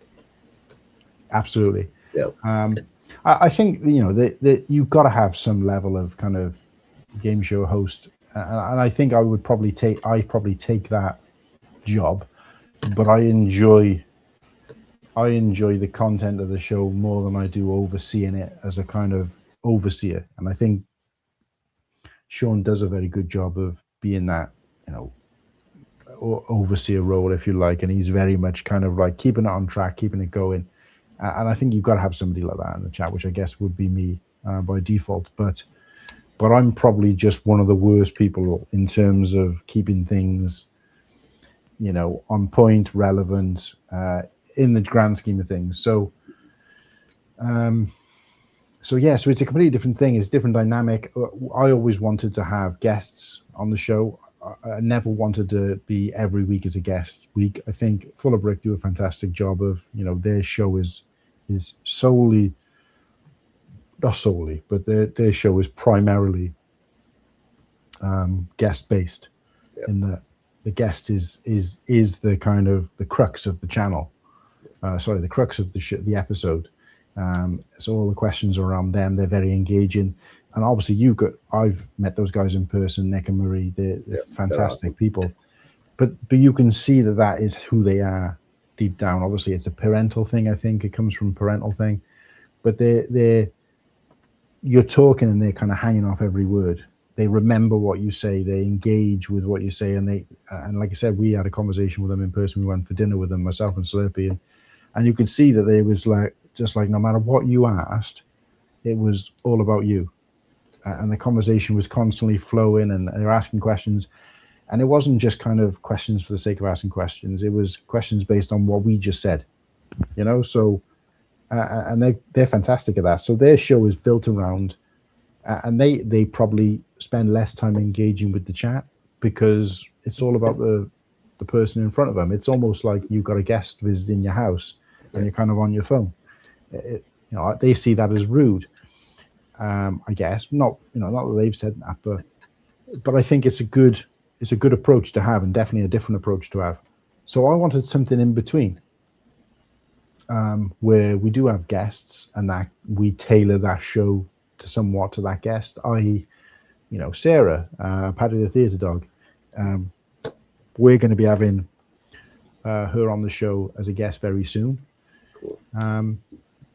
And she's a huge Harry Potter fan. We've never really covered Harry Potter in terms of a theme on the show. So we'll tailor the remainder of the show once we've gotten to know her to her. So it's a little bit of both. We're engaging with the chat still. We've got that guest on, but our content is still the kind of thing we do, which is kind of arsing about, dicking about, making fun of sets, whatever, but based on a theme that's passion, you know. So we tailor our show around them, but also keep our show as our baby. Yeah. And I know, like ACOB, for example, very early on they did guests quite a lot, whereas they don't really do that now. They kind of, if anything, they just have a kind of an enlarged friend group who they kind of throw in and out, which works for them. And obviously people want to see those kind of regular faces. Ours is a little bit different in that, like you said, we have, but within that as well, the type of guest we have is what was important to me. I didn't want to just have celebrities from the community. I wanted to have unseen faces from the community. I wanted to have unsung heroes from the community, and I wanted to have our community as the guest. So Sarah, aka Paddy the Theatre Dog, had a YouTube channel where she used to watch other things, probably not even necessarily Star Wars or Lego. And I don't even know how she stumbled upon our page, became active in the chat, has become friends with us. Obviously, none of us have met her in real life at this point. She's been on a few streams. She's now going to be a guest on the show. And she doesn't have, and this, you know, I'm trying to say this in the nicest way possible, but she's not a,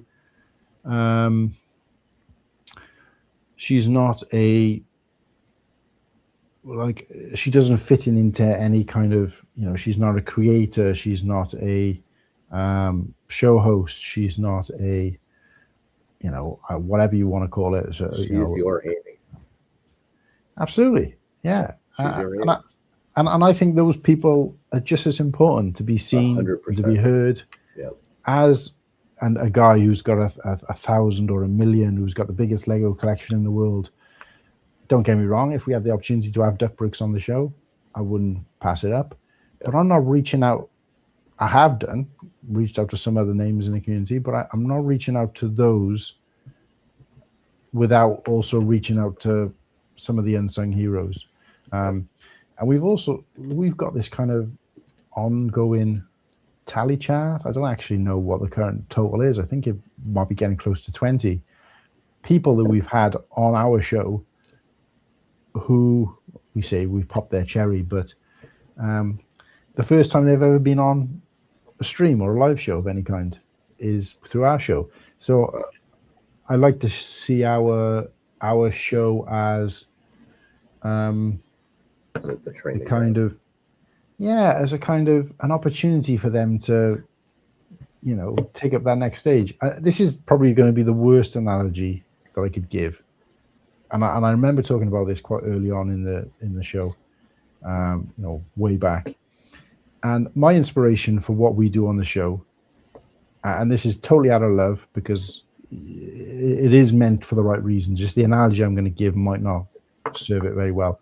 But I remember watching. Do you remember the Wonder Years, Fred Savage? Oh yeah.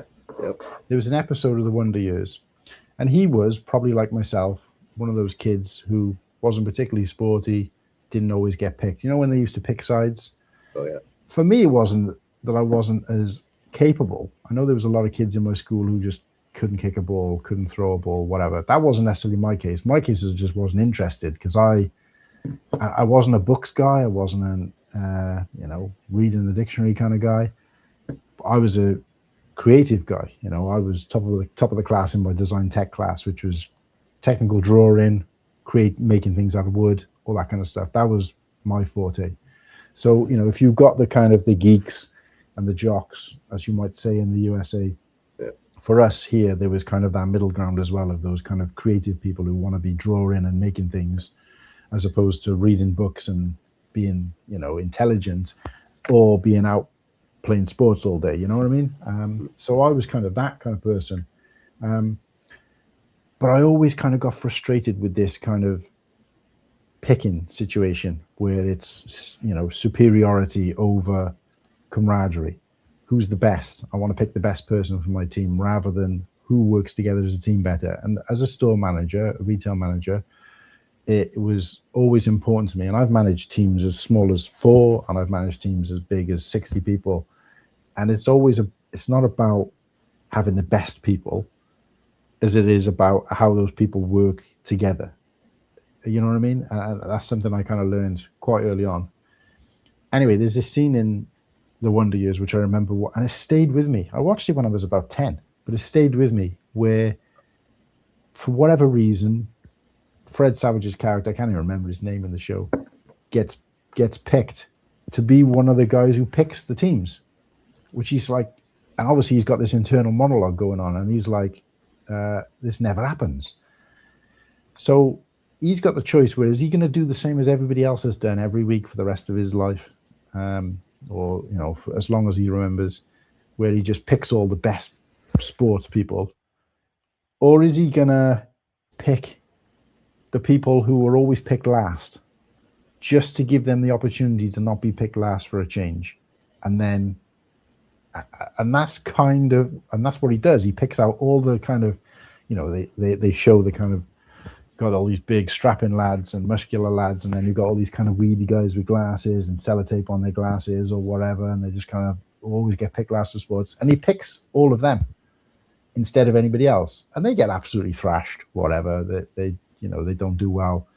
But the whole point of the episode and the kind of what makes it fantastic to watch and what stuck with me is the fact that he changed things. He wanted to do something a little bit different, and he gave those guys, and he saw that although they got completely annihilated, every single one of them grew 10 foot that day, and because of the opportunity to be part of something greater than just the weak kid or the quieter kid.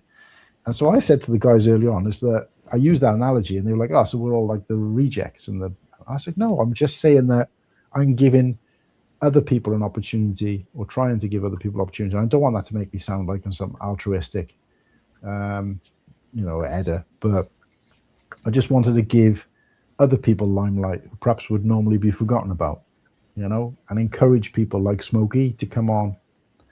And I remember Smokey saying to me, if you get me on that live show, you're going to see the first ever death on a live show. And I was like, wait, do they mean because they're going to die on stage, or because they're going to kill me? I wasn't actually sure what they meant. But when I asked them that, they basically said, well, actually both.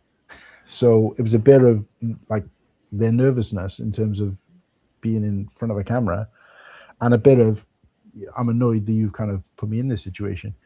But now they are completely comfortable with it and fine with it. And again, I'm not trying to sound like, yay, I've given all these people the freedom to be themselves or anything like that, because a lot of the time it's taking some twisting and some arm bending.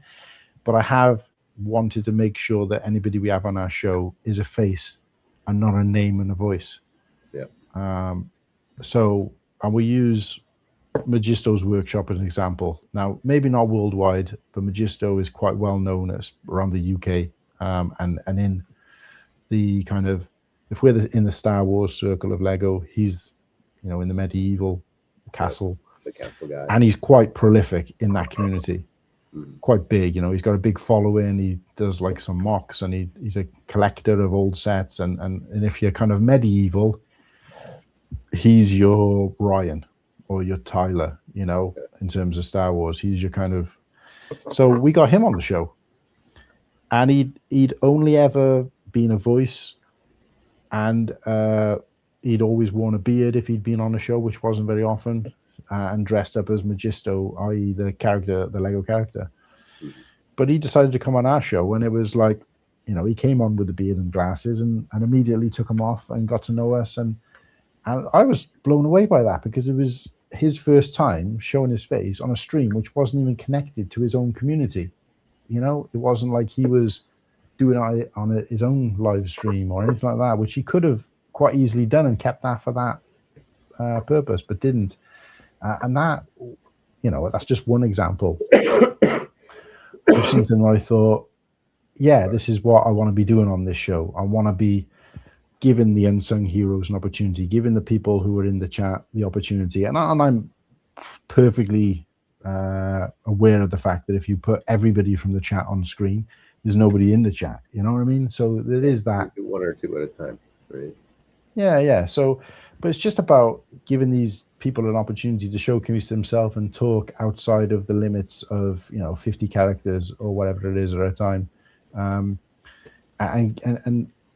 I think the other reason that we started trying to do that and focus on that was because we'd had a lot of conversations with people who were going to Brickworld prior to Brickworld last year, where they'd said they're most nervous about the fact that they're going to go when people aren't going to know who they are or what, and they're going to kind of have to try and establish, well, actually, I'm the name, I'm the face behind that name, which, for a lot of us meeting for the first time, even if we'd seen each other on a dozen streams, it's still that, it's still that bit of, I wouldn't say animosity, but there's still that kind of, it's a bit awkward to start with, and you just kind of, you've seen each other behind a screen, you've gotten to know each other, but it's different when you're in person, and it takes a while to kind of warm to a person.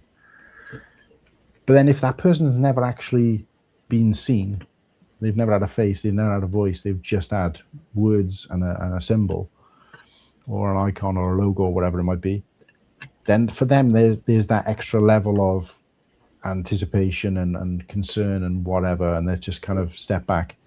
So that's why I said to the guys, well, in our hype about Brickworld, why don't we just try and get a few people on who've never, so we know who they are, what they look like prior to that. And I can't remember who off the top of my head, but I think there was 2 or 3 people who we did that with in the run up to Brickworld.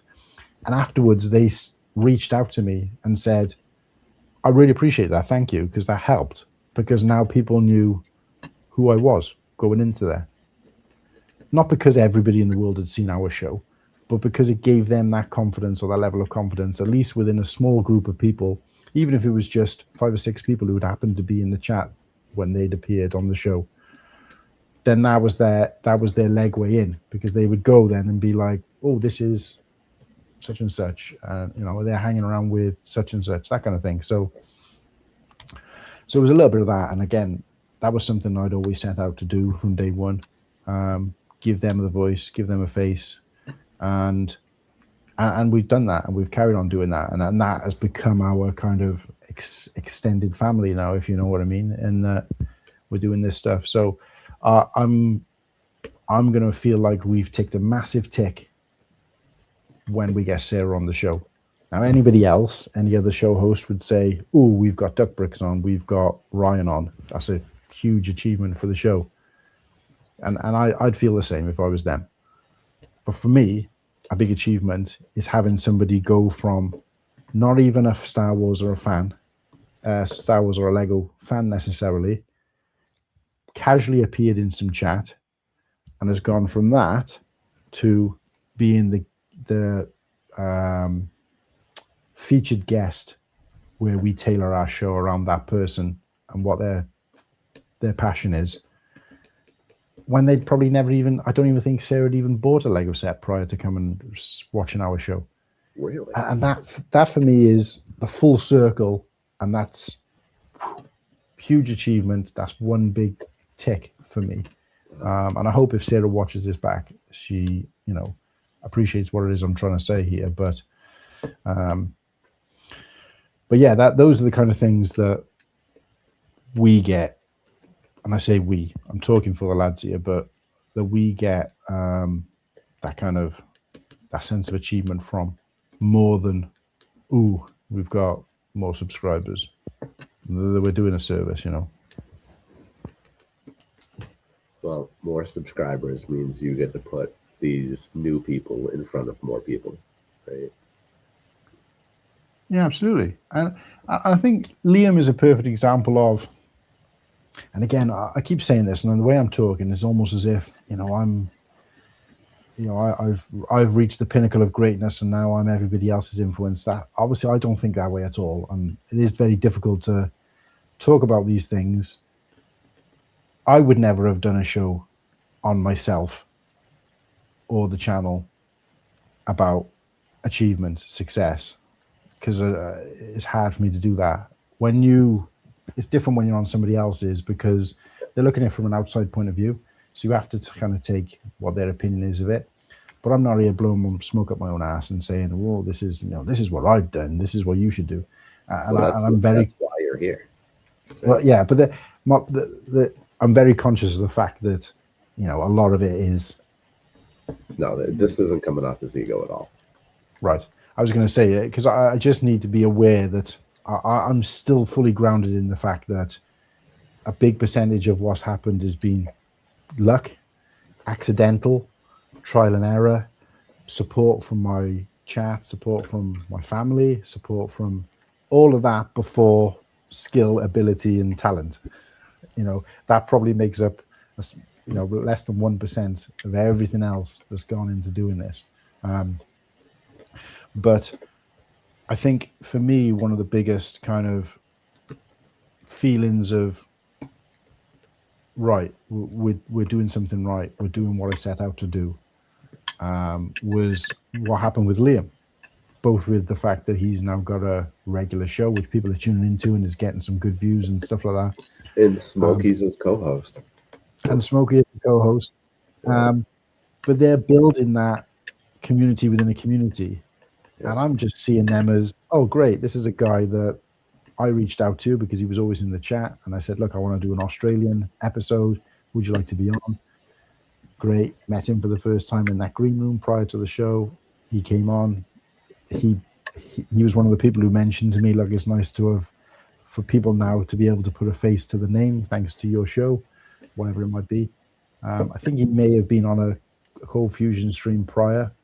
And again, the whole Cold Fusion was about, you know, was about that initially anyway, just getting different people on. And it was a kind of open forum. But he's now gone on to, I've given him some help and advice around using StreamYard, and he's paying that back or helping us in return by being a kind of irregular co-host or a casual co-host of the show, but also helping us with the music side of things. but just the fact that he's, you know, building his own kind of community, which I consider as his community that he's building now. But he recently did an episode, and he released a piece of music specifically for the show, and he's saying that I want to start doing this show for UK people to be suitable for their time frame, which is a great thing to do. He's doing that's right. He did a show with Whittaky. Was it last week? Yeah, Whittaky and Sarah was on, and Nimble was on. I think Slurpee might have popped on. I was on there for a bit. So he was doing it for you. But he created a piece of music specifically for that. And then he sent me the piece of music, even though at this point I hadn't said that I was going to be able to pop on. And in the music, the lyrics are something, I can't remember exactly what the words are, but it's something along the lines of Liam Brick the Bread stream for the UK guys, part of the Cool Hand family, or something like that. And I'm thinking, wait, does he feel as if he's an offshoot of our show, channel, whatever you want to say? Because that's like, if that is the case, which I'm assuming from everything I'm seeing, that's like a really nice feeling, like that he feels as if he's an offshoot or a kind of sub, and I don't think of it like that at all. I just thought I've given some guys some advice, just like I took some advice, and now he's doing his own thing. I don't even think of it as, oh, that bird, he's flown the nest and he's, you know, I don't think of it as that. I just think I've helped some guy do something that I needed help doing a year or so ago. I'm just paying it forward. But he sees it as, you know, he's a kind of offshoot of our channel, and which I'll take that. I'm more than happy to be that person. But it does feel, that did feel great just hearing that. And even if that's not what he meant by it, even if he just put that in because, you know, whatever, but he's creating something for his channel. The reference is our channel, our community. So I thought that was pretty cool. I really enjoyed that. And it kind of reminded me a little bit of when we first started out and people used to say, oh, are you the UK ACOB? And I was like, oh no, we're the UK us.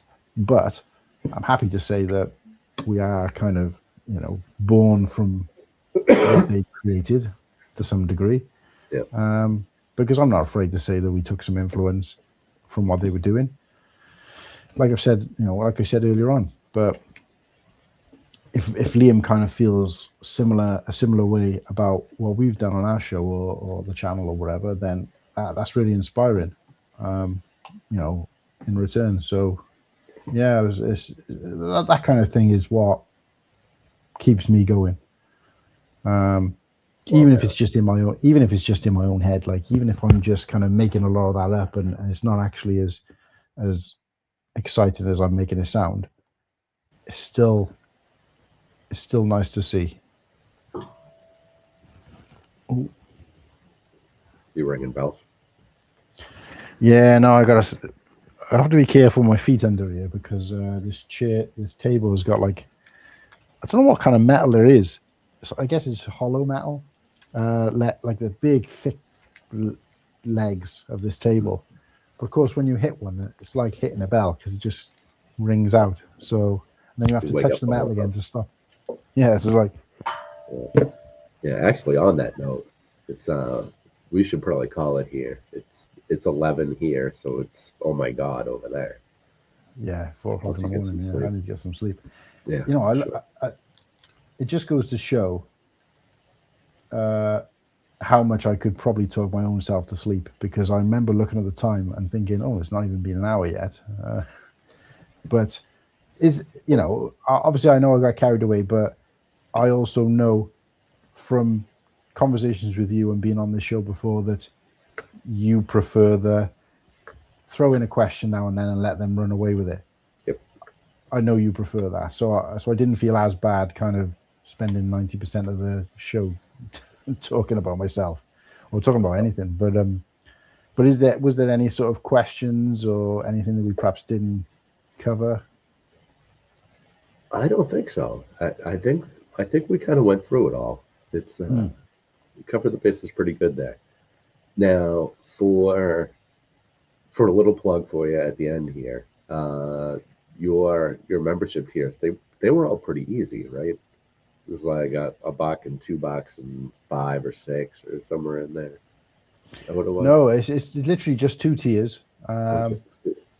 I don't know what it computes to in US. I think it's the same actually. So effectively speaking, people in the US are getting a better deal because of the exchange rate. But 99 pence entry level, 199 second tier. Now I've said to the guys that I won't be changing the price. I don't think you can anyway, but I won't be changing the price of those 2 tiers.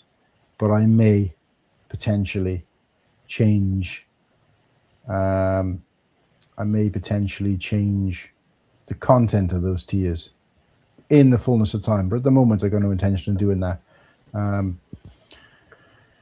But at the moment, I just want to be comfortable that we're putting something out at least semi-regularly for everything on there. And we did do a lot. We kind of put like, I think it was like, apart from the thing, you know, the emojis and the super chat, what it calls, sorry, the emojis and the loyalty badges, we put like 5 things in each. And the guys were sort of saying, well, that seems like quite a lot. And I'm like, yeah, but we don't have to do something for everything every week. As long as we're doing a little bit of it, I think that, like I've already said, I think that's all that's important. It's not like we've got to do a live show every Monday and a sneak peek every Tuesday. Do you know what I mean? Yeah, I think that's just too much.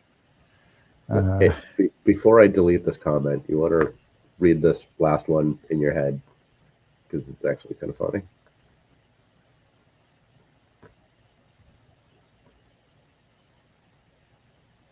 All right, we'll get rid of that now. That was pretty good, but it also doesn't need to be there. Do you know what? I would have read that out because Yeah. it took me about 6 times reading it before I realized I knew it was one of those. I knew there was a hidden thing in there. I just couldn't get it by reading it out. I think I would have had to read it out loud to have got it, and then it would have been too late. But yeah. But no, yeah. So the 2 levels. Okay. We always said we wanted to keep it cheap. Again, not comparison to what anybody else is doing. They can do what they like, and I think depending on value for money, it makes sense. Like, so some people have got like links to their merch, and I think if we were to do something like that, like if I spoke to Cody and said, let's do 10% off for membership on, you know, assuming you agreed to that, then I think we'd have to add an extra layer on, because I think at the moment, you know, there's a cost implication there, and it's the same with yourself. Yours, there's a cost implication involved in what you're offering, so therefore you kind of have to be a little bit more strategic with it. With us, it's just, you know, checking out more content. So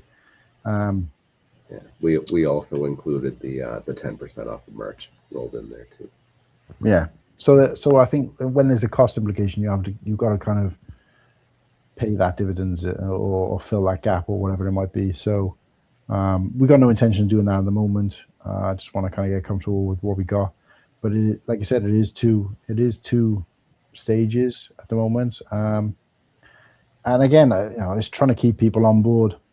You know, it's particularly the people who've been gifted. I want them to see that, yes, there's a variety of content. Yes, there's a variety of members-only things that have been, you know, slowly but surely being pushed out. But also there's a lot to come for that price. So, you know, do it the way you will. But like I said, we're never going to encourage people to make donations. If they feel like they want to help out the channel and they feel encouraged to do so, then yeah, gift some memberships, because I think that is a bigger potential in terms of long-term and future-proofing the channel and the memberships than anything else. So, and anybody will tell you with a good head on their shoulder that a slow, regular income is better than a, you know, every couple of weeks a chunk, you know. And again, I'm still not saying that in terms of, I want my pockets lined regularly with small change than every couple of weeks somebody throwing a note my way. It's not in terms of earnings, it's in terms of investing in the channel, because if you're getting a regular small tiny income, then you can do more in terms of improving the channel with that than you can 50, then 3 weeks later 2, another 3 weeks later 10, so. Yes, for sure. Hey, Still Ghost is here. What's going on, man?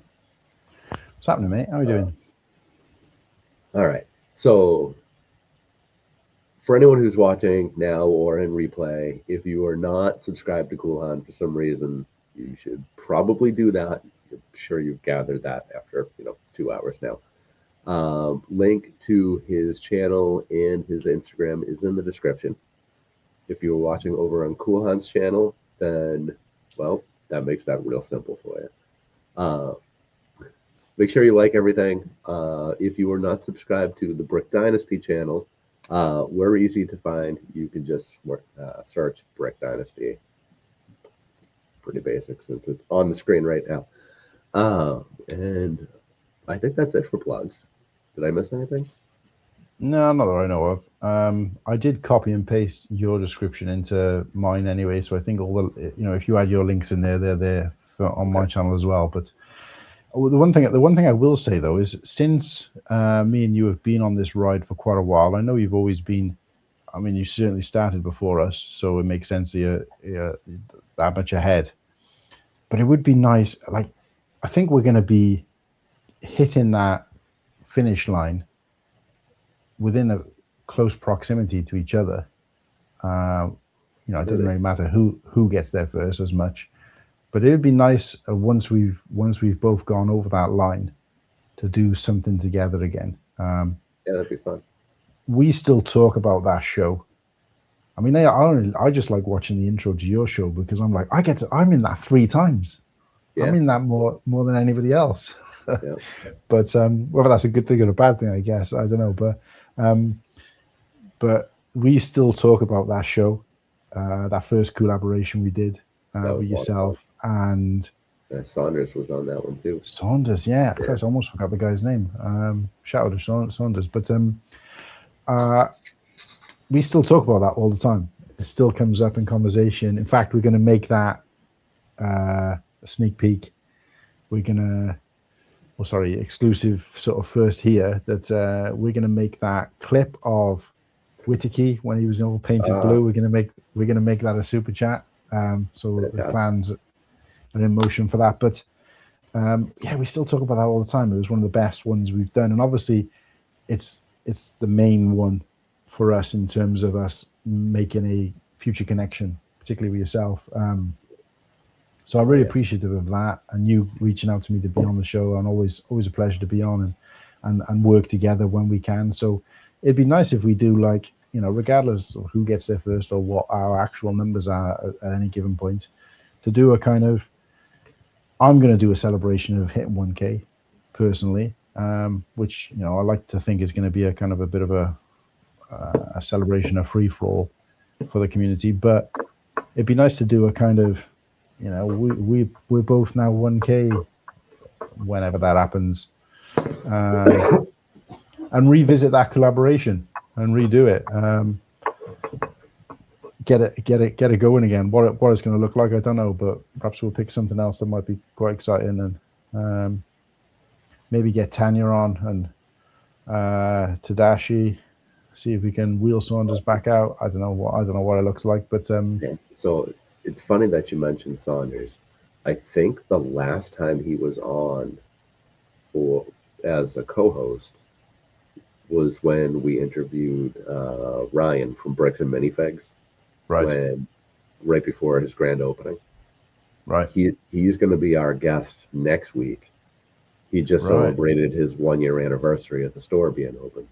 Oh wow! Yeah. Yeah. So we're going to talk about his first year with the store, and all of the blowback that he's seen from the current scandal and all of that.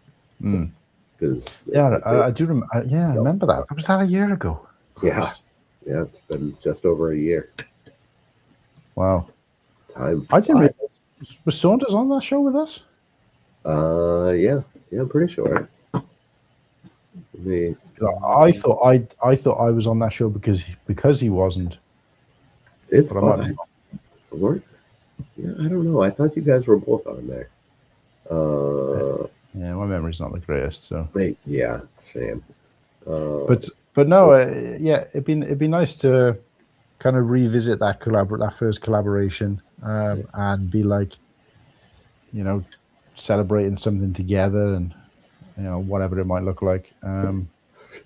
Let's see if we can paint Whittaky a different color. And Yeah. there's just no recreating the magic of that first time, though. That was so No, good. I know. I mean, I'd asked for the guys to do like a stupid video or something, but I didn't expect them to go to that extreme. And it was like, it just goes to show his level of commitment that early on. But no, and obviously, the only other thing I wanted to say before I go is Brick World. Obviously, we're not going. Gonna miss you. Gonna miss Tanya. And obviously, a lot of the guys out there who may or may not be watching. We are disappointed about it. I think we've done a good job of pretending we're not. We have avoided doing the hype stream this year, which I think, I don't know. I'm not sure if there's any controversy behind that, but it just does seem a little bit kind of self-indulgent when you're only hyping it up when you're involved in it. But I have said to the guys, look, what do we want to do with this? And they say, look, at the end of the day, I don't think people expect you to hype up something you're not going to be part of. And not only that, but you're never going to hype it up the way you did that first year, because for you it was a first time for not just us as hosts, but a lot of the people watching. It was first time for you and a lot of the people. So you never do it again like that anyway. But I think Whittaky said like he'd like to try and do something and cover it a little bit. But Whittaky was also talking about trying to do something from out there. I'll be bothering him about that. Yeah, so I will be going live from Chicago on Tuesday. Yeah, I think his main issue, and I wouldn't say it was a question for you, but more of a sort of a challenge, is that I'd like to do a kind of tune-in from there on our show, depending on when that lines up. And I think Whittaky's probably just a little bit tech deficient, scared when it comes to that. So it'd be nice if we could set up, I know the timeline is short now, but it'd be nice if we could set up something where there's somebody out there, whether it be yourself and Whittaky, or you, Liam, and Whittaky, or whatever it might be, where we have like a little contingent of people out there who kind of tune into the show and tell us what's going on. It doesn't have to be a full-length show, because we'll be doing that from here anyway. But in terms of being like, right now over to our correspondent, our correspondents out in Brickworld, and cover it a little bit that way, as opposed to doing the kind of the preemptive stuff. But I don't know what that looks like, because I know he hasn't got laptop and all that kind of stuff. Yeah, so I don't know. I'll have all of that gear with me. So so that would be 1 p.m. Chicago time on Sunday. I know you've gone. Did you go? Had you gone by that time last year? I left real early Sunday morning last year. This year we're doing Monday to Monday, so we'll still right. Yeah, well, we'll work something out. Obviously, I'm not expecting to put anything on paper now, but it might even just be support for Whittaky to do something. But we'll see. We'll see what happens. But no. Sad that we're not going, but looking forward to seeing everybody else have a fantastic time. We'll create a ruckus for you. I'll make sure to have a non-alcoholic beer while we're at whatever random bar we end up at. And wear those Hawaiian shirts. What the only other question I was going to have actually is, did you manage to work out what you're going to do in terms of showcasing your app? No. Right. What I am going to do, starting probably Thursday, I think Thursday, if I can get the content done in time, we are going to announce that we're going to give everybody who comes and says hi during the course of Brick World 30 days of free access to the app. Ooh. So all they have to do is just come over, find us, and say hello. That's it. That's the requirement, and we give them 30 days of free access. And when you say come over, and is that catching you while you're walking around, or have you got a? Did you manage to just secure? Find us while we're walking around. Right. Either So in the venue, outside while I'm smoking a butt, catch me at the bar, like whatever. Find us within that 7-day period. Right. We'll give them 30 days for free. Oh, that sounds good. Yeah. Well, if you create any sort of media for that, let me know and I'll showcase it as well where and when I can. Right on. I appreciate that. I know a lot of our community is going to be going there as well. It's mostly a shared community, so they already probably know you. But in case there's a few there lost in between, then yeah, definitely like to. And like I said, initially I remember saying to Kirsty, my biggest disappointment is that I would have liked to help Ken with his kind of launch or whatever it was going to look like. So part of me is, it's awful to say, but part of me is glad you didn't end up doing something like that, because not, from a selfish point of view, because I would have loved to have been involved and I would have missed that opportunity to kind of, help support with it. But yeah, I guess, with something like that, it's not going away, is it? So you can always kind of go back to the drawing board and see how it goes. We ended up with a potential opportunity that was just so big. It was try to sink the money into promoting what we currently have, or really tighten up and try to take this massive leap, and it either works or we fall on our face at whatever. Yeah. But we're kind of in a holding pattern, waiting for the giant leap. Right. And I didn't want to sink a ton of money in now when we have that coming up. So I can't talk too much about that just yet. No, that's fine. There are other people involved. It's the nature of not having any money. But so we'll see what happens. But we do want to get at least get it into a lot of people's hands. And because I'm not one to promote anything, and I am one to give everything away, that's typically how we do, Yeah. So lots of giveaways, shitloads of stickers. We have tiles this year. Just little ones, just 2x4 tiles. I did see them, and I was tempted to reach out to Whittaky and say, if you're passing Ken and there's a tile up for grabs, see if you can grab me one. Yep. But if they're going to be linked to something, the app or whatever, then I'll of course use them there first. No, I can make sure you get a tile for sure. Yeah, I appreciate that. We'll put that back with them. All right, man. I gotta go take some medicine, and you gotta get some sleep. Yeah, I was gonna say I won't. Just to pre-warn you, I won't green room it. So when we close out, I'll close out if that's okay. Yep, absolutely. But I'm sure I will talk to you soon. It has been a pleasure. 100%. Yeah, appreciate you having me on, mate. Take care, and shout out to Tanya. I can hear her sort of coughing in the background. So yeah.